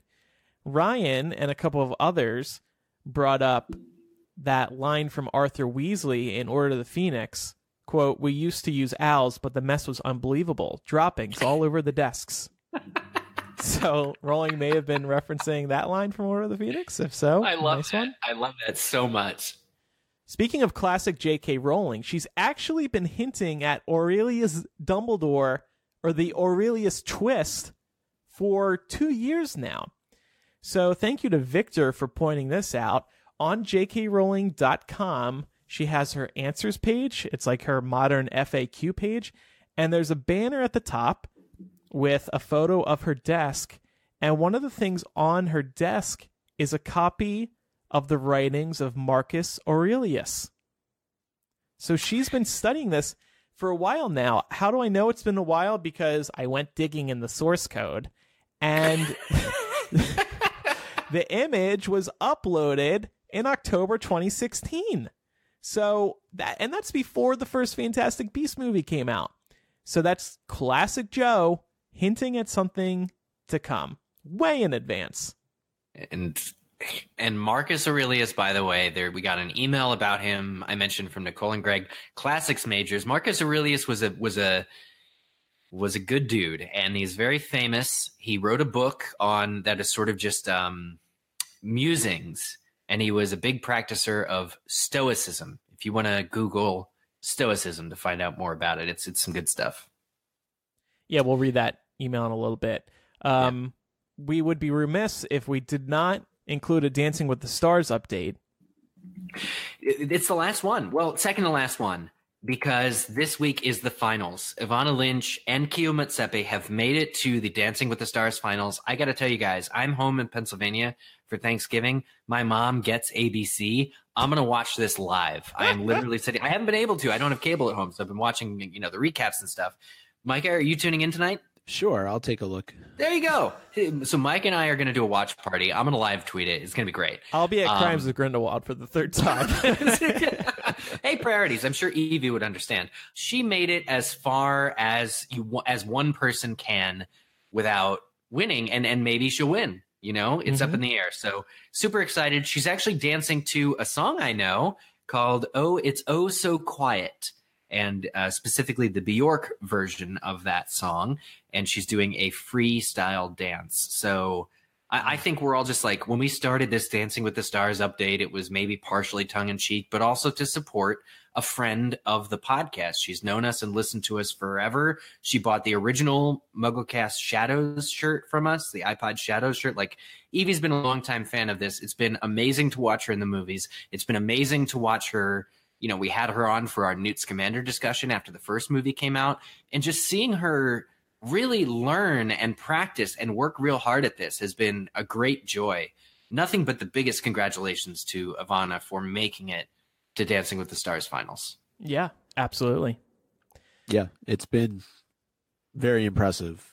I know I've said this before, but it really is. When you know somebody and to see them, kind of take on something new like that and just excel at it and grow and develop, it's been very, very impressive. So this is a special episode, actually. Not only is it during Thanksgiving week, and happy Thanksgiving to everybody who celebrates, but this is purposely a 2-hour live show. It is a direct result of our 777 challenge earlier this year over at patreon.com/MuggleCast. We said if we hit 777 patrons, we would do a couple of things, one of which was this 2-hour live show. So thank you to everybody who has been supporting us over at patreon.com/MuggleCast. There's good things to come there in the weeks and months ahead. We use your money not only to support the three of us, but to put together cool things like the mugs. And we got new album art, which we'll talk a little more about at the end of today's show. But one of the features of this live show is we're going to be taking some calls from our listeners. But before we do that, we have some voicemails to listen to. This first one is just very quick. It's from somebody who called inside the theater. It was the only one I found so far, so I just had to feature it. MuggleCast, oh my god. The new Fantastic Beasts is so good. I just watched it. I don't know if you can hear, but the credits are still rolling. Oh my god. Whoa. I'm just imagining somebody sitting on their phone in the movie theater. Everybody's looking at her like, whoa, what's she doing? Freaking out to a podcast. I love it. All right, let's go overseas for our next voicemail. Hi, MuggleCast. It's Ryan here, calling from sunny England. I've just got out of seeing the new film, and my general thought is wasn't an amazing film. It was quite disjointed at times. It felt like it was jumping left, right, and centre. Couple of things I did like. As a Harry Potter fan, I liked all the nods. The Ministry of Magic using owls rather than paper aeroplanes, as Arthur Weasley said in Order of the Phoenix. The owls became too messy. Like seeing the Philosopher's Stone in Nicolas Flamel's safe. My general thing at the end, I hope that Grindelwald is lying to Credence and he's not a Dumbledore, because I'm scared to think what that means for canon. And also, I'm confused about they keep talking about the Lestrange and how they were the last of their line, or how the boy was meant to be the last of his line. And how did Rodolphus, or whatever his name is, Lestrange come to be then? Anyway, I haven't listened to your spoiler review yet. I'll have a listen to that later. Keep on with the good work. Love the show. Bye. All right. Yeah, Lucas, why don't you answer Ryan's question? Again, this is our 2-hour call-out show. We're calling out Lucas Lasky. I can't wait for Lucas to call in later. You guys are mean. All right, here's our next voicemail. Hi, MuggleCast. This is Laura from Pennsylvania. I just saw the Crimes of Grindelwald yesterday, and I had to crack up when Credence was on the rooftop saying, "I want to know who I am," because it's been such a running joke on the show for the past couple weeks, and I think you guys have hit the mimic of it so well. I was like the only person in this theater chuckling, and my boyfriend looked at me like I was crazy, and I had to explain after the movie why I was chuckling so much at that line. But I just really like the movie in general, and I can't wait for the rest of the series. Thanks. Bye. Here's one about Queenie's allegiance. Hi, MuggleCast. It's Garishma here. I just saw the movie for the first time yesterday, and I could literally talk about it forever, but I guess I just wanted to touch upon Queenie's allegiance to Grindelwald a little bit, and how it really just makes a lot of sense when you look at how she's treated Jacob, particularly in this film. So when you look at Queenie enchanting Jacob, it really reminds me of the theme of control, coercion, and rape with Meropian Tom Riddle Sr. She loves Jacob, but her enchanting him shows that she thinks of him as lesser than her. So this really shows that she actually aligns with Grindelwald's ideology. And add to that, she already seems really easily manipulated and naive and childlike in a way. And I think it adds a good bit of complexity to that factor, but I also think it's important to remember how the Nazi ideology is a really strong parallel to this movie. And Queenie's choice should kind of be criticized as well. But I really hope that we see her come back to the good side, but I don't know if that will happen in movie 3 or 5 or if it will at all. But yeah, that's just my thoughts, and you guys are doing great. Thanks so much. Bye. I don't think it'll happen in 3, but I think she's going to come back because it'll be a huge payoff. Yeah, at some point I want to ask you guys about time jumps, because we have 16 years still to cover in only 3 movies, whereas this movie picked up right after movie 1. Mm-hmm. So there's got to be some kind of jar at some point. I mean, I want the next film to take place like the next day, but there's going to be either a 5 or 10 year, 5 or greater year gap between each of the following films. So I wonder how that will affect Queenie's relationship with the quartet, because to us it's so freshly severed, but in 5 years' time, they may all just kind of deal with the fact that she does, as this listener points out, believe in the greater good, just like Grindelwald does. So, yeah, and I was surprised that there wasn't more of a fallout that was created between the two sisters. I thought that we were going to get a little bit more of that, and there really wasn't a whole lot done on the part of Tina to try and save Queenie. She yells out to her when she's walking through the flames, but that's about the extent of it, and I was just surprised by that. Yeah. Actually, somebody else called in with a similar opinion, and we'll get to that in a moment. Here's another voicemail. Hey, MuggleCast. Ted from Canada. Just got out of seeing Fantastic Beasts: Crimes of Grindelwald, and guys, stuff went down.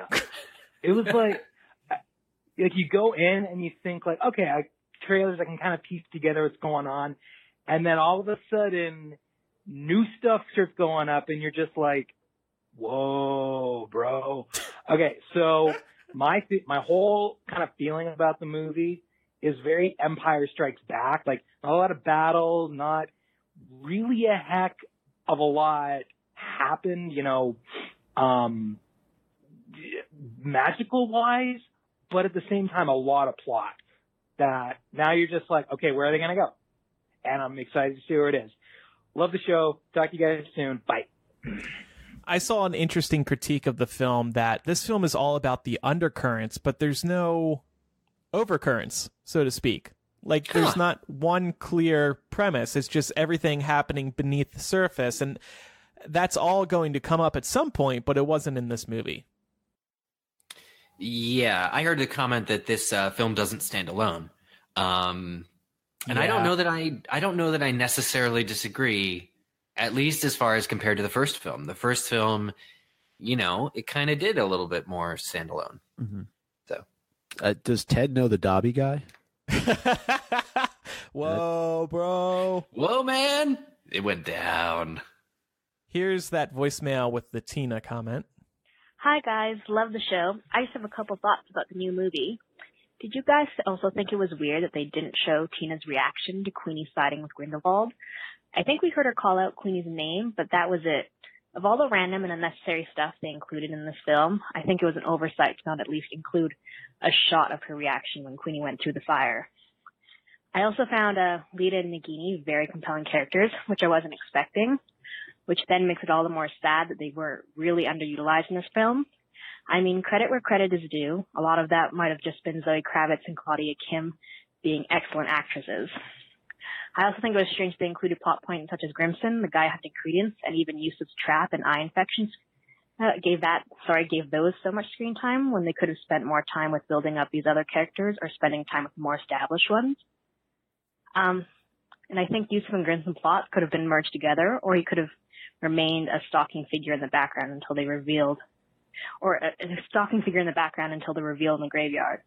I'm sure a lot of other stuff was left in so they could lead up to the other films, but there must have been a better way to do it. But maybe some people are right. This was just a 2-hour-long prologue for the next film. Thanks, guys. You know, here's the script book sheds a little bit more light into Tina's character at that moment. So Queenie passes through the flames, and Tina shouts her name, Queenie. Queenie disapparates, and then it says Tina retaliates, throwing a curse at Grindelwald. But the circle of fire. So she cares that her sister is just gone, but there's just no time devoted to it in the movie. This is why we need the screenplay. Why we love having these screenplays published. We would be so lost without them. I'd like a book that's inside Tina's head when this happens, but I'll settle for the screenplay. Yeah. One more voicemail, short and sweet. Oh my God. You Abernathy. Oh my God. May have been the same person who yelled, Nicolas Flamel, bitches. I don't know for sure, though. We'll censor that. That was a very inappropriate word for J.K. Rowling's Wizarding World. I can't believe she said Abernathy. All right, so we did get this email, Eric, that we... One other thing I wanted to bring up. Yeah. Just coming off of all these voicemails, I know there's been talk about, being the prologue to the next film, about canon, but what surprised me, and I, again, missed this on the first watch of the movie, somebody brought this up, I've seen it on social media. Why was it that the American Ministry of Magic was not referred to as MUGUSA in the opening scene? Yep. J.K. Rowling is not doubling down on her unique kind of tendencies. Like she's almost shying away from keeping what she's already established. But we were browbeaten with MUGUSA throughout the entire first film. Yes, right. It was browbeat is the exact word for it. And it opens up and it says American Ministry of Magic. Mm-hmm. Mm-hmm. You guys, well, first of all, I think it's to help clarify for the viewers that, okay, there's the American Ministry of Magic. There's the British Ministry of Magic. I think it's to ease people's minds in that way, to make it easier to understand. But I saw an amazing tweet about this. This is from Angie Hahn. She writes for Mashable. She says, Crimes of Grindelwald's crimes against canon are obvious from the very first frame when a building is captioned American Ministry of Magic, like we didn't just spend an entire movie making everyone say MUGUSA. It's a small detail, but one that immediately establishes that this movie could not give less of an F about anything that happened in the last one. Wow. I read her article, so I give her credit for that. It's savage, but it's true, and it is frustrating. On this show, we were like, MUGUSA? Is that how you pronounce it? That's cute and funny. MUGUSA. Mac USA. Mac USA. Yeah, like Mac Machine. We're getting money out. Well, the one reference to Fantastic Beasts 1 that I found was Grindelwald does say Nomage, Muggle, Nalmagique. He connects the threads of the cultural differences there. So help us. Well, now that they've switched back to American Ministry of Magic, so help us if they try to use MUGUSA again. It would have been different if, like, MUGUSA was short for Ministry of Magic USA or something like that. But Magical Congress, not Ministry. It's very much not a ministry. It is run differently. It is a Congress that elects a president. Yeah. Okay, so this email that we keep referencing, Eric. Who's this from and what's it say? Okay, yeah, we'll go through this, but this is what the classics majors, Doug and Nicole, have to say about several of the plot twists and characters in this movie. You're going to love it. On Aurelius Dumbledore, they say, we believe that Grindelwald is lying. If you look at the name Aurelius, it comes from the Latin word for gold and literally means golden or of gold. How fitting is it for Grindelwald to call Credence his golden boy? Especially if he can or will use and manipulate his powers, or obscurus. Also, there was a Roman emperor called Marcus Aurelius, known as the Philosopher King. He famously practiced Stoicism, which in a nutshell is the belief that showing excessive emotion is no good. In the last episode, you all critiqued Johnny Depp's performance for being rather emotionless, but if Grindelwald respected Marcus Aurelius and Stoicism, he wouldn't give overly emotional responses whatsoever at that. So Marcus Aurelius believed that showing too much emotion was bad. I think this ties into Credence very much because I think Credence is going to have to learn to control all that rage inside him. Yeah, absolutely. Yeah. But he is able to channel it already because of that spell. The spell that he casts? Yeah, and it blows up the mountain. Yeah, he's definitely grown a lot as a person. So anyway, moving on. Credence, the name, comes from the Latin verb credo that means to believe. Credence will believe any story concerning his identity because he just wants an identity. Mm-hmm. That's kind of interesting. And then this is the longest one, Corvus Lestrange. I believe that Credence is Corvus Lestrange 5. Firstly, the name Corvus literally means raven. Oh, wow. So that's kind of cool. On a lighter note, I think that Credence looks kind of raveny. Thank you very much. Yeah, we only heard pieces of a prophecy concerning the Lestrange family. If we take precedent from prophecies, we know that from the HP series, if you believe a prophecy is going to happen, it will. Perhaps Corvus IV acted upon the prophecy after having only heard some of it. Who does that remind us of? If so, I believe that Corvus IV taking action to prevent the prophecy from happening, sending the kids to America, actually set the prophecy in motion. This is a reference to Oedipus in classical mythology, which happens. And we know that young wizards can use magic to save themselves from lethal situations, such as when Neville bounces after being thrown out the window. The baby who appears drowning actually might have used his powers to escape from the water and survive. And then also one thing about the first film, when Mary Lou Barebones says she saved Credence from, quote, that wicked woman in the first movie, we don't actually know who that woman is. Maybe it was Irma, maybe it was somebody else. But there has to be a surviving lineage in the future of this series to continue the family tree down to Rodolphus from Epstein. That comes up a lot, actually. Mm-hmm. And then the final part. Go on. In the script book, it does say that the person on the boat with Credence is Credence's aunt. Yeah. Yeah. Okay. So the woman who's on the boat watching over the Credence baby is Credence's aunt. Yes. Okay, that's interesting. So allegedly, if he's a Dumbledore, it also means it's Dumbledore's aunt as well. So Kendra's sister. What's his father's name? Percival. Yeah, Percival's sister, Kendra's sister, or if Ariana is his mother, then Dumbledore has to. Oh, that's why that doesn't work. Ariana can't be Credence's mother because Credence's aunt would be a secret Dumbledore sister. Anyway. Okay, I digress. The end of this email. Yeah, the end of this email says, the chick. If it is a real phoenix, I don't think it's coming to Credence at all. Oh, this is the one, but rather to Grindelwald because he has Dumbledore's blood running through his veins. Sincerely, Nicole and Doug. Yeah. I mean, cool stuff. Like, J.K. Rowling hasn't lost her touch for using names to inform either what we know or what becomes canon of these characters' arcs and journeys. Yeah, and we'll be able to look back at Aurelius Dumbledore at some point and make connections to Marcus Aurelius, the guy that J.K. Rowling has been studying. Like, she bought that book because she's studying him very closely. And by the way, you can buy that book on Amazon if you want to get inside what J.K. Rowling's planning. So, listeners, those of you who are tuned in live now, you can call us. I left a phone number in the Patreon, so feel free to call now. I asked everybody to come prepared with a question or comment. Oh, and here is one now. Hey, who's this? My name is Danny. Hey, Danny. I want to talk a bit about Nagini. I was really excited when I saw the trailer and found out that Nagini was first person. And I really looked forward to finding out her story. But then in the movie, she wasn't important at all. Also, she is seen as good here, but obviously in Harry Potter, she is bad. What do you think? Do you think they'll include more about her story in the future movies? I think this is one of those undercurrents that I was referring to earlier. She has to explain more about Nagini.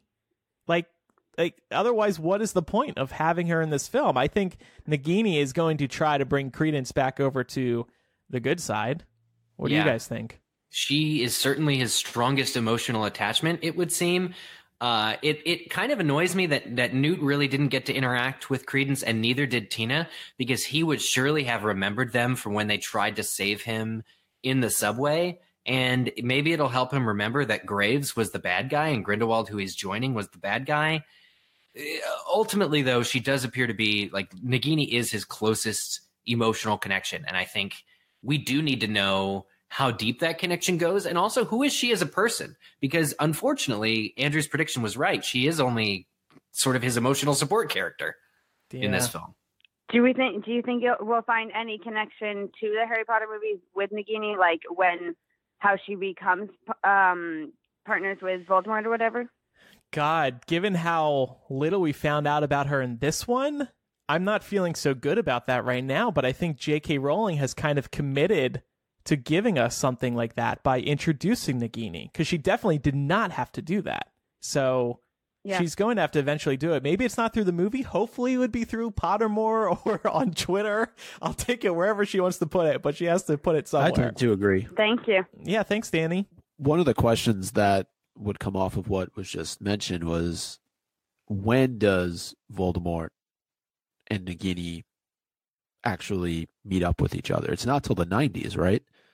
It shouldn't be. Oh, yeah, that's previous canon. As far as we know. Yeah, previous canon. So I don't know that there would be any interaction between the two of them prior to that, unless we're going to rewrite canon. But there has to be something, though, that would happen in these next couple of movies that's going to cause her to really go dark side. Yeah. All right. Thank you, Danny, and thanks for your support. Yeah, thank you. Bye. Danny came prepared. She had a question ready to go. Awesome. Here's another one. Hello, who's this? Hi. This is Miranda. Hi, Miranda. How are you? I am doing well. How are you guys? Good, thank you. Good. Sorry, I'm actually at work, so I'm working on getting out to the hallway so that my coworkers don't overhear my conversation. The thing that's been bugging me this whole time is the timeline. I'd heard the Titanic theory too. My husband and I saw it over the weekend, and he was like, that was the Titanic. And it really couldn't have been, because we did a deep dive and Googled everyone's birth dates. So Newt and Leta were born in 1897 because they're the same age. So it couldn't have been the Titanic, because they would have been 15. So they should have been at school. So there's no way that she could have even been on the boat. And that would put Credence at 20, or that would put him at 15, and he's 20 or something. And another thing is, sorry, just basically ran from my desk. McGonagall, she's mentioned twice, and she wasn't even born until 1935. So I don't know. I guess, are we just throwing canon out the window and just don't worry about yours, guys? I don't know. I was wondering what you guys. Well, the Titanic thing, that's definitely not happening. And I think we mentioned it earlier this episode. The screenplay kind of cancels that out. But the McGonagall thing, that's tough. And I think people are having a hard time with that. It's definitely Minerva McGonagall. I'm sorry, but it is. It says so in the credits. It says so in the screenplay. I got an email from that actress's publicist.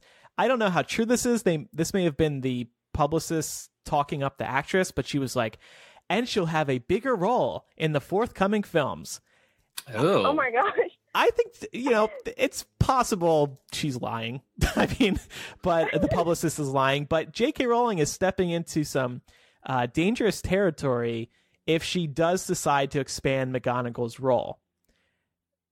It means that no birth date ever works. It means that no birth date can ever be trusted until all of the films stop being made.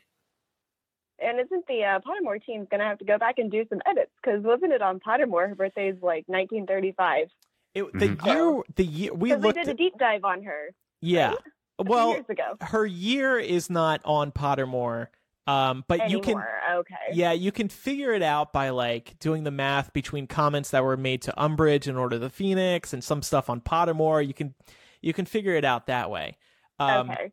I was getting angry this morning on Twitter because I had seen that J.K. Rowling said in December 2016 on her own website that Accio only works on inanimate objects, but in this movie he Accios the Niffler, and it works fine. But less than 2 years ago, J.K. Rowling said that wouldn't work. What J.K. Yeah, and then why wouldn't they Accio the baby falling down through the water there? Right. Too? Why didn't Harry Accio Voldemort? Why didn't, like so many situations could have been resolved with Accio working on humans. And Accio in this movie doesn't even work all the way. He doesn't summon it to him. He summons it to the suitcase. So it's just kind of even weirder that he uses that magic in a new, different way. But between the Accio thing and the McGonagall thing in particular, if they don't have this already, they need to do this. J.K. Rowling's people need to put together a story team that's vetting everything that she writes. I don't expect J.K. Rowling to remember everything she said and written into canon, but people have to do it for her. The brand is on the line here. We need everything to be dependable. I volunteer to be that guy. Yeah, they need a whole team. The three of us can do it. And Miranda, you can be involved too. Yeah. Oh, I am a pro Googler. I know way more than I really should. We here on MuggleCast depend on canon. And theories and analysis all over the web depend on canon. So it needs to be rock solid, right. And they need to sort this out now. And they need to know that, I understand JK, she is a busy lady. She does not have time to, go through and search all this stuff, just like, George R.R. Martin. He doesn't have time to go through and remember everything he wrote. But, they need to remember the fans do. You're absolutely right. They need to have, she's got to have a team of assistants that, won't steal her memorabilia and credit card, I guess, like the other lady. Right.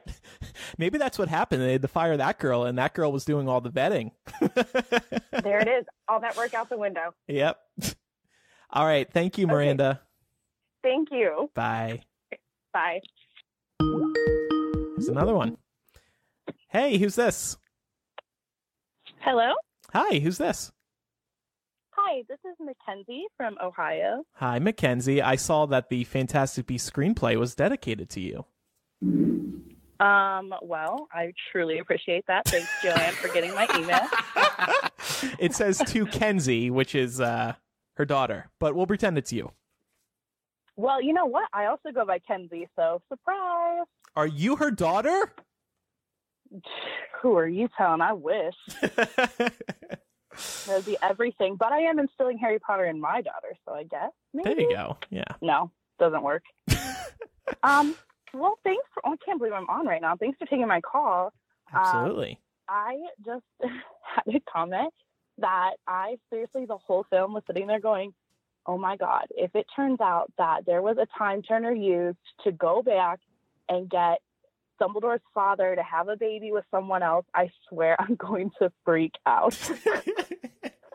That has become such a fallback, and I doubt that it's going to happen. But it literally, the whole movie, I could not stop thinking about it. There's time turners involved that, honestly, it's just going to disappoint me. And like I said, I doubt it's going to happen, but I thought it was a funny comment. Yeah. So I've seen other people guessing that time turners can be involved here. No. J.K. Rowling has learned her lesson with time turners. It was a big mistake bringing them back in Cursed Child. If she goes back to time turners again, I think all of our heads are going to explode. Yeah, so that was basically my only comment. Other than that, I really wish we were getting more Leta, but I'm not going to get my hopes up, especially after you guys had talked about The Walking Dead, that whole Glenn thing. I don't even know that I can handle it. Yeah, no fake outs, right? So were you previously thought that she might be alive still? I had thought about it because, like you had mentioned, with Bellatrix disappearing and honestly, we never know if Lavender died in the movies. It's not necessarily a different thing for the series, but I don't know. I think overall, I think she's gone, sadly. All right. Well, thank you, J.K. Rowling's daughter. Very kind of you to call in, Mackenzie.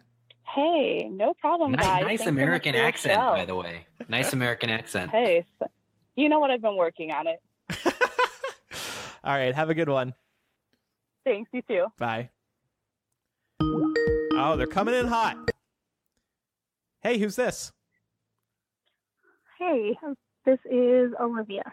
Hi, Olivia. I am calling from I'm calling from Houston, Texas. Oh, I thought you forgot for a second. I was getting a little scared. I did forget for a second. What's up?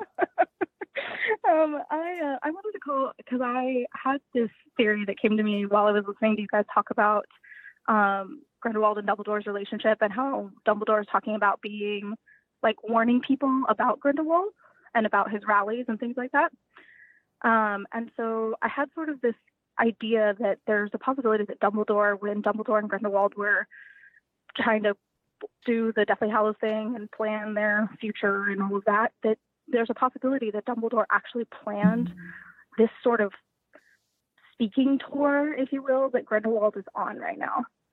And that he is actually the orchestrator of all of this. And so when he's warning people, he actually knows what's coming. And so he's trying to kind of advise those closest to him to, watch their backs and be careful. So it's like Dumbledore was shared on Grindelwald's personal Google Calendar and knows what the upcoming events are. Right, but like way back in the day, like when they were kids together and they were like Google. planning on how to like take over the world. So you're saying that Dumbledore may have been like, hey, you should tour this idea. You should give some rallies. I think that's kind of, yeah. That's an interesting idea. I mean, we know that since they were so close, they were in agreement about things back in the day. So yeah. Dumbledore may be responsible for encouraging some of this behavior or for sharing this message with the greater wizarding world.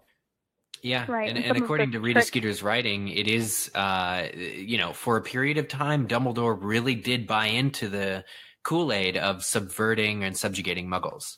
So it makes sense that they would have planned to okay, now that we both believe this, how do we spread the word? And I think that this is a very plausible idea. Right, and just some of the tricks or some of the backhanded ways that he was trying to get people on his side or things like that may have been sort of come up with together. And so kind of like he stole Dumbledore's ideas, I guess, in a way. And then two heads are better than one. Now continue to manipulate people with them. Or it reminds me of what J.K. Rowling wrote in the screenplay about regretting. She didn't write regret exactly. I can't remember what word it was, but you get the impression that Dumbledore regretted making that blood pact with Grindelwald, and this could tie into what you're saying. Yeah, nice. Just something to think about. Awesome, Olivia. Well, thank you for calling in with that. Thank you so much, guys. I love the show. Thank you. Bye. Bye. Hey, who's this? Hello. Hello. Who's this? Oh, this is Amanda. How are you? Good. How are you, Amanda? Pretty good. What are your thoughts on Grindelwald? So, I just was wondering what you guys were thinking about Queenie, because I felt like she was off kind of for the entire film. And I know that on the episode you guys recorded on Wednesday, I think Eric said that she just seemed kind of stupid, which I felt like that was the case. I felt like she was just talking differently. And I don't necessarily think Allison is a bad actor. So I was kind of confused about what her motivations were. And I was thinking that maybe Grindelwald got to her sooner than we thought, because he definitely had some kind of weird control going on with Abernathy. So I figured maybe he might have used him to get to Queenie, because he probably knows that she's a legilimens and that he could use that. Yeah, because it does seem weird that Grindelwald's assistant comes up to Queenie. Like, why her? Was Right. Queenie already on their radar? What do you two think? It's definitely possible. I always found that very suspicious that Rosier just happens across her. Maybe she saw her just prior when she was in the ministry, and they were, making their way down to the archives, because that's when they go in and switch the books or do whatever they did there. So maybe she saw Queenie walking up to the desk and then follows her. But also, it's very suspicious activity inside of the hideout with the tea. I know we talked about that last week. Yeah. And so I don't necessarily think that Queenie is doing what she's doing of her own will. Maybe there's something more at play here, and time will tell, I guess. But she does seem off. She seems off, even going back to Newt's apartment, right? Why is she? That's what I thought too. Yeah, why is she casting the spell on Jacob? There's got to be a way they could have worked this out between the two of them without her casting a spell on him. It was for the greater good, Micah. Yeah, really. No, I mean, people find it really problematic. She's basically, if she joins Grindelwald and Grindelwald is a Hitler allegory, then she's a Jewish Nazi. Basically. And so it is uncertain. This is the one question. This is a question we shouldn't be asking, shouldn't have to ask, because it's a question regarding the motivations of one of the main four characters. The movie should just be clear, overt. Instead, it's some sort of a mystery bordering on just the film not caring about it. And actually, I read a quote from Alison Sudol that said the number one thing she was most concerned about was the movie not being able to fully show Queenie's arc and why she's doing what she's doing. Guess what, Alison Sudol? Your worst fears came complete. She said she talked to Yates about it. She said she had extensive meetings. Unfortunately, I think the end result is that we're a little bit lost about her. But I don't think the character's dead. Cindy, who's listening live, says Grindelwald sent Queenie the postcard. That's why they couldn't find Tina's name at the French ministry. Yeah, that's an interesting idea. That seems plausible. And in his capacity as Graves, Grindelwald 100% would have known about Queenie's abilities, presuming, although we speculated, whether or not she told the ministry that she was a legilimens. All right, Amanda, thank you for calling in. Thanks for taking the call. Absolutely. Bye. Bye. And Micah, we have to say goodbye to you since it's a work day, and 2 hours of Harry Potter podcasting is enough. Uh-oh. Another call coming in. If that's Lucas, see you later. You guys can handle him. Well, Micah, goodbye. Goodbye. Good luck with the rest of the episode. I'm sure Yeah, you good guys talking can to you. handle Thank you for all those notes about the script, man. That was awesome. No problem. I mean, mine were better, but thanks for yours. Yeah, as that's well. true. Well, all right. Bye, Micah. Bye. Take care. Hey, who's this? Hey, this is Sam from Massachusetts. Hey, Sam. Are you Sam K in the comments? Yeah, that's me. Nice. What's your question? Go ahead. Yeah, so we talked a little bit about Queenie, and again, I think Eric referenced her. It seemed like she had lost about 40 IQ points from the first film. I had kind of there it is, repeated.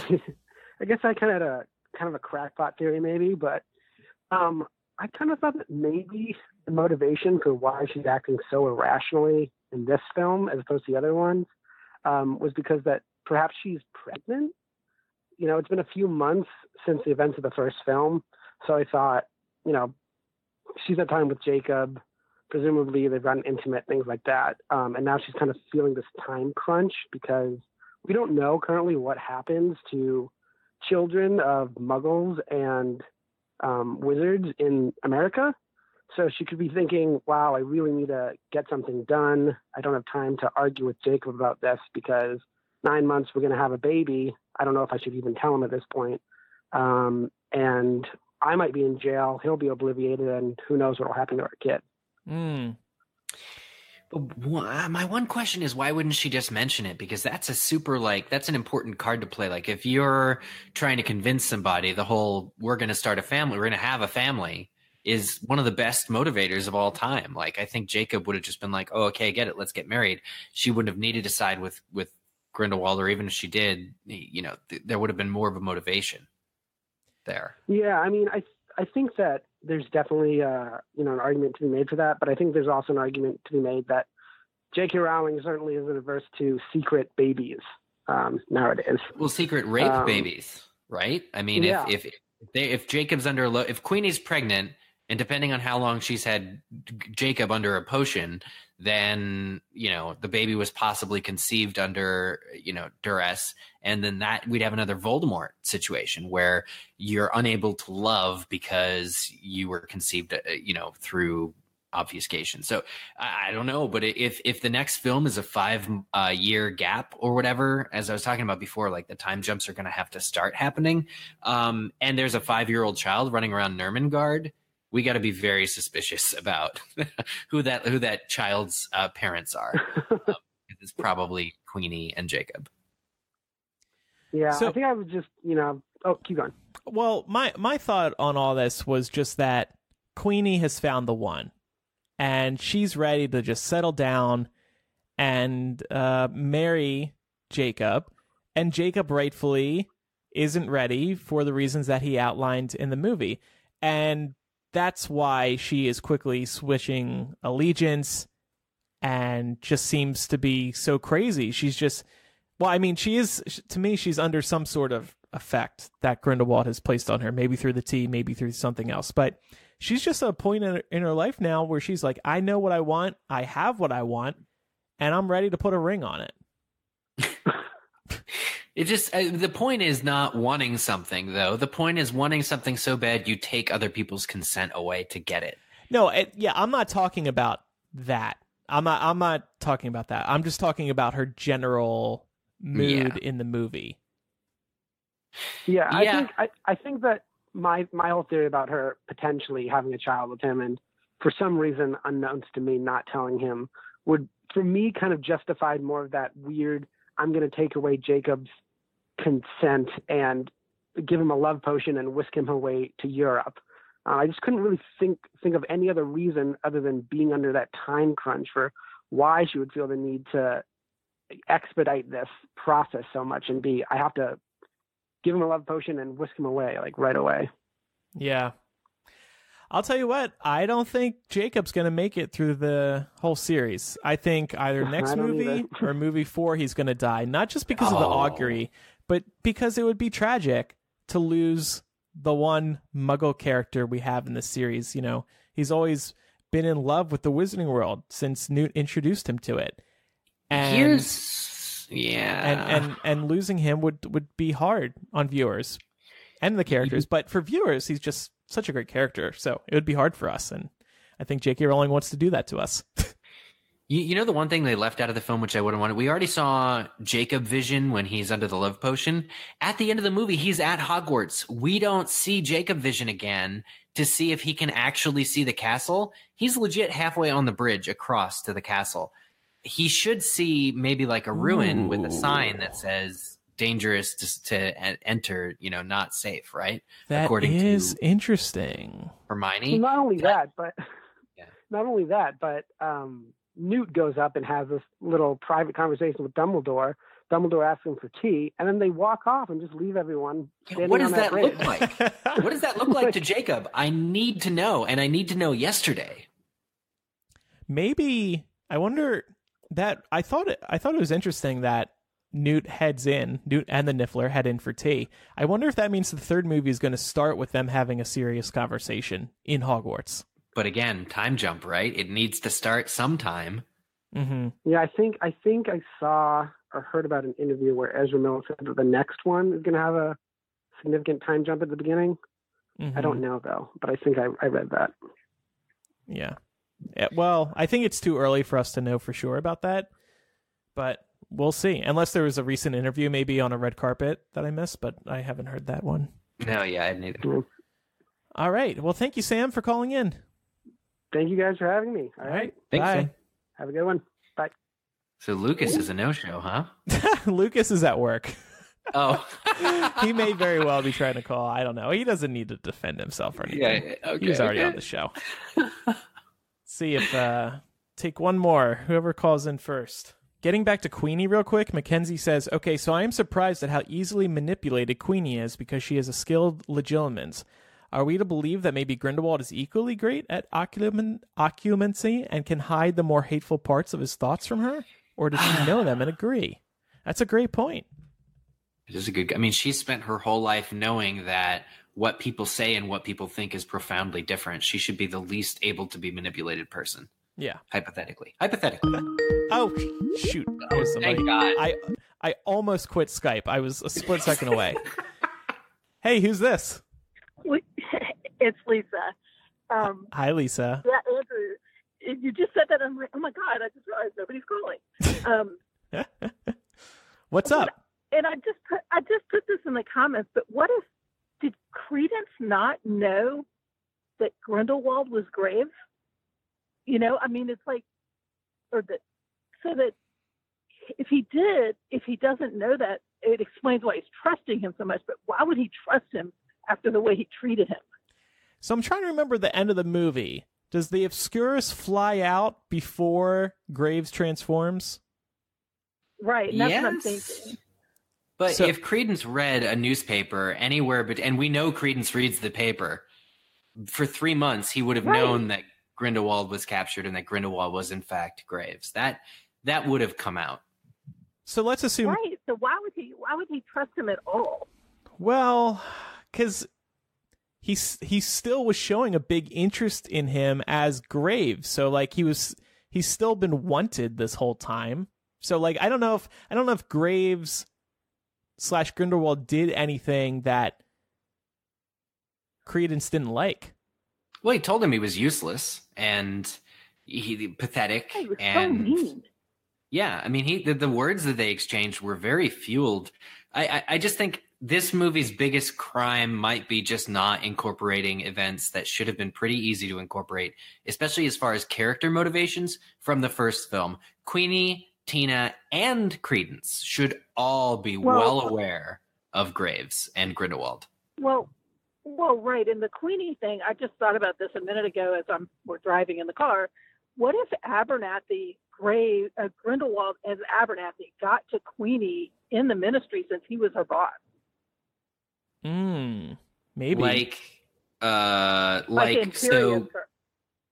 Grindelwald was doing double time posing as Graves for most people, and then Abernathy for Queenie. Well, just like at the end, like before he was taken away, he was Abernathy. We know that because that's what he did. So what if as Abernathy?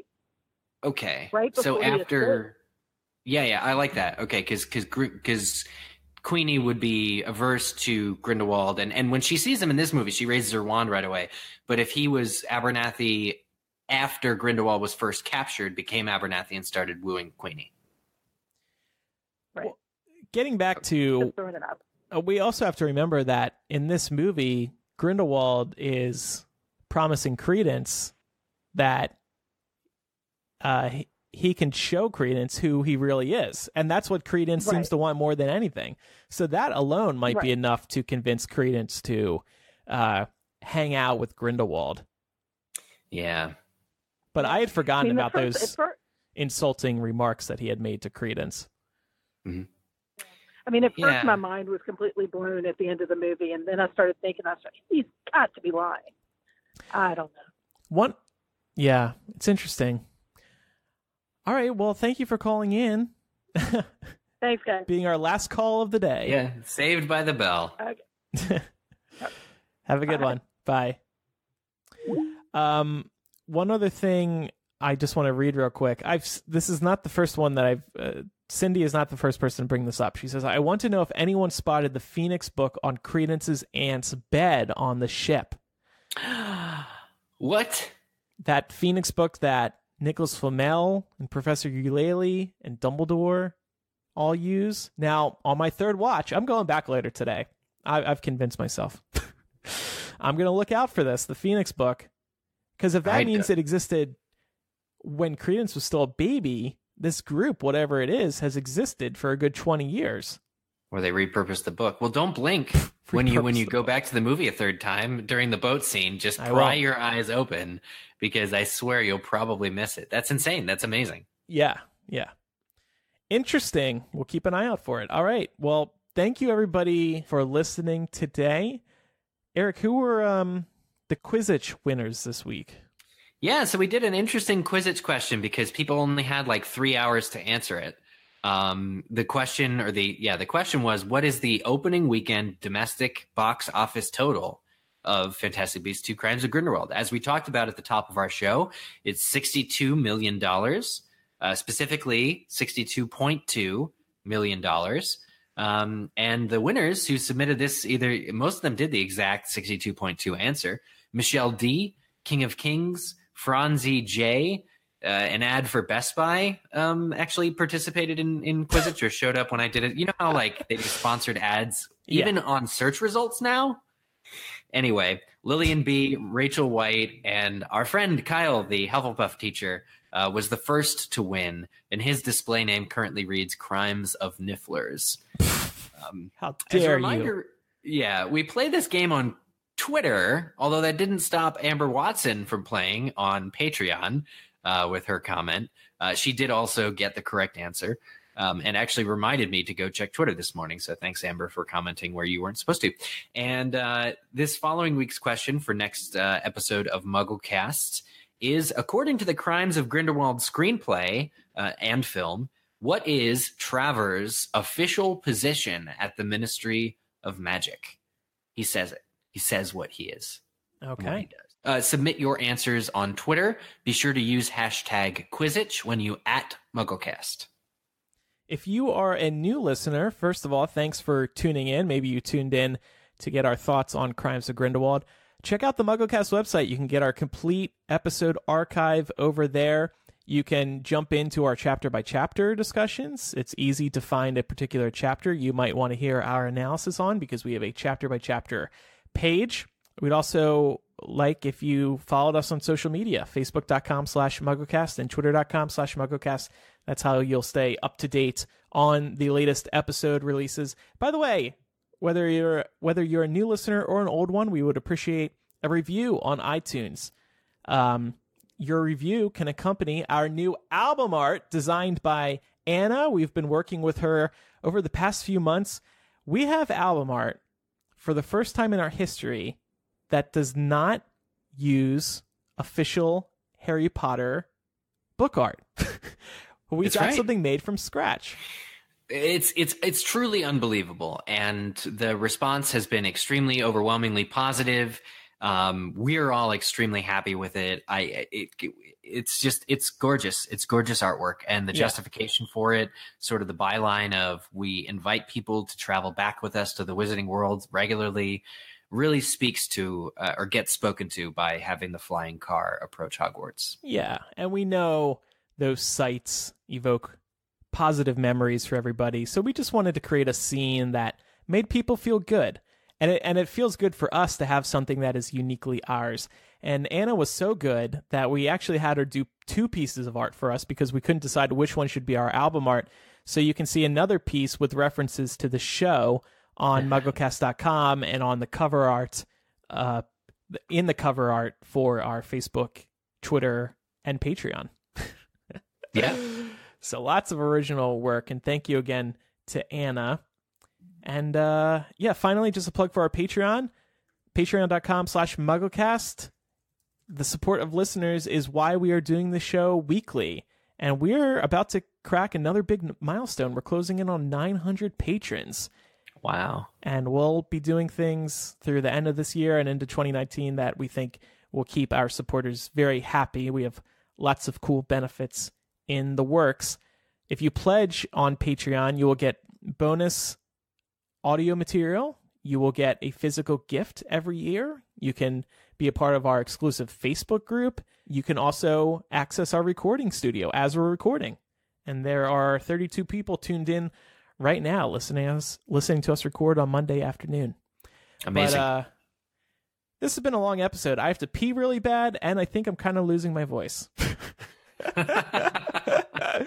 So probably time to start wrapping it up. Okay, well, I'll run in with the assist then.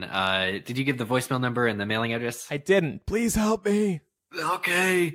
The MuggleCast voicemail line, for those of you who'd like to leave us a voicemail, 1-920-3-MUGGLE in the USA, or 1-920-368-4453. And our mailing address for snail mail is MuggleCast at 4044 North Lincoln Avenue, number 144, Chicago IL 60618. And people were asking about what email address they can send emails to. It's actually very simple, mugglecast@gmail.com. And you can actually use the website as well. There's a contact form on the website, but people just want a direct email, mugglecast@gmail.com. Great. All right. Thanks, everybody, for listening. I'm Andrew. I'm Eric. And I'm Micah. Goodbye, everybody. Bye.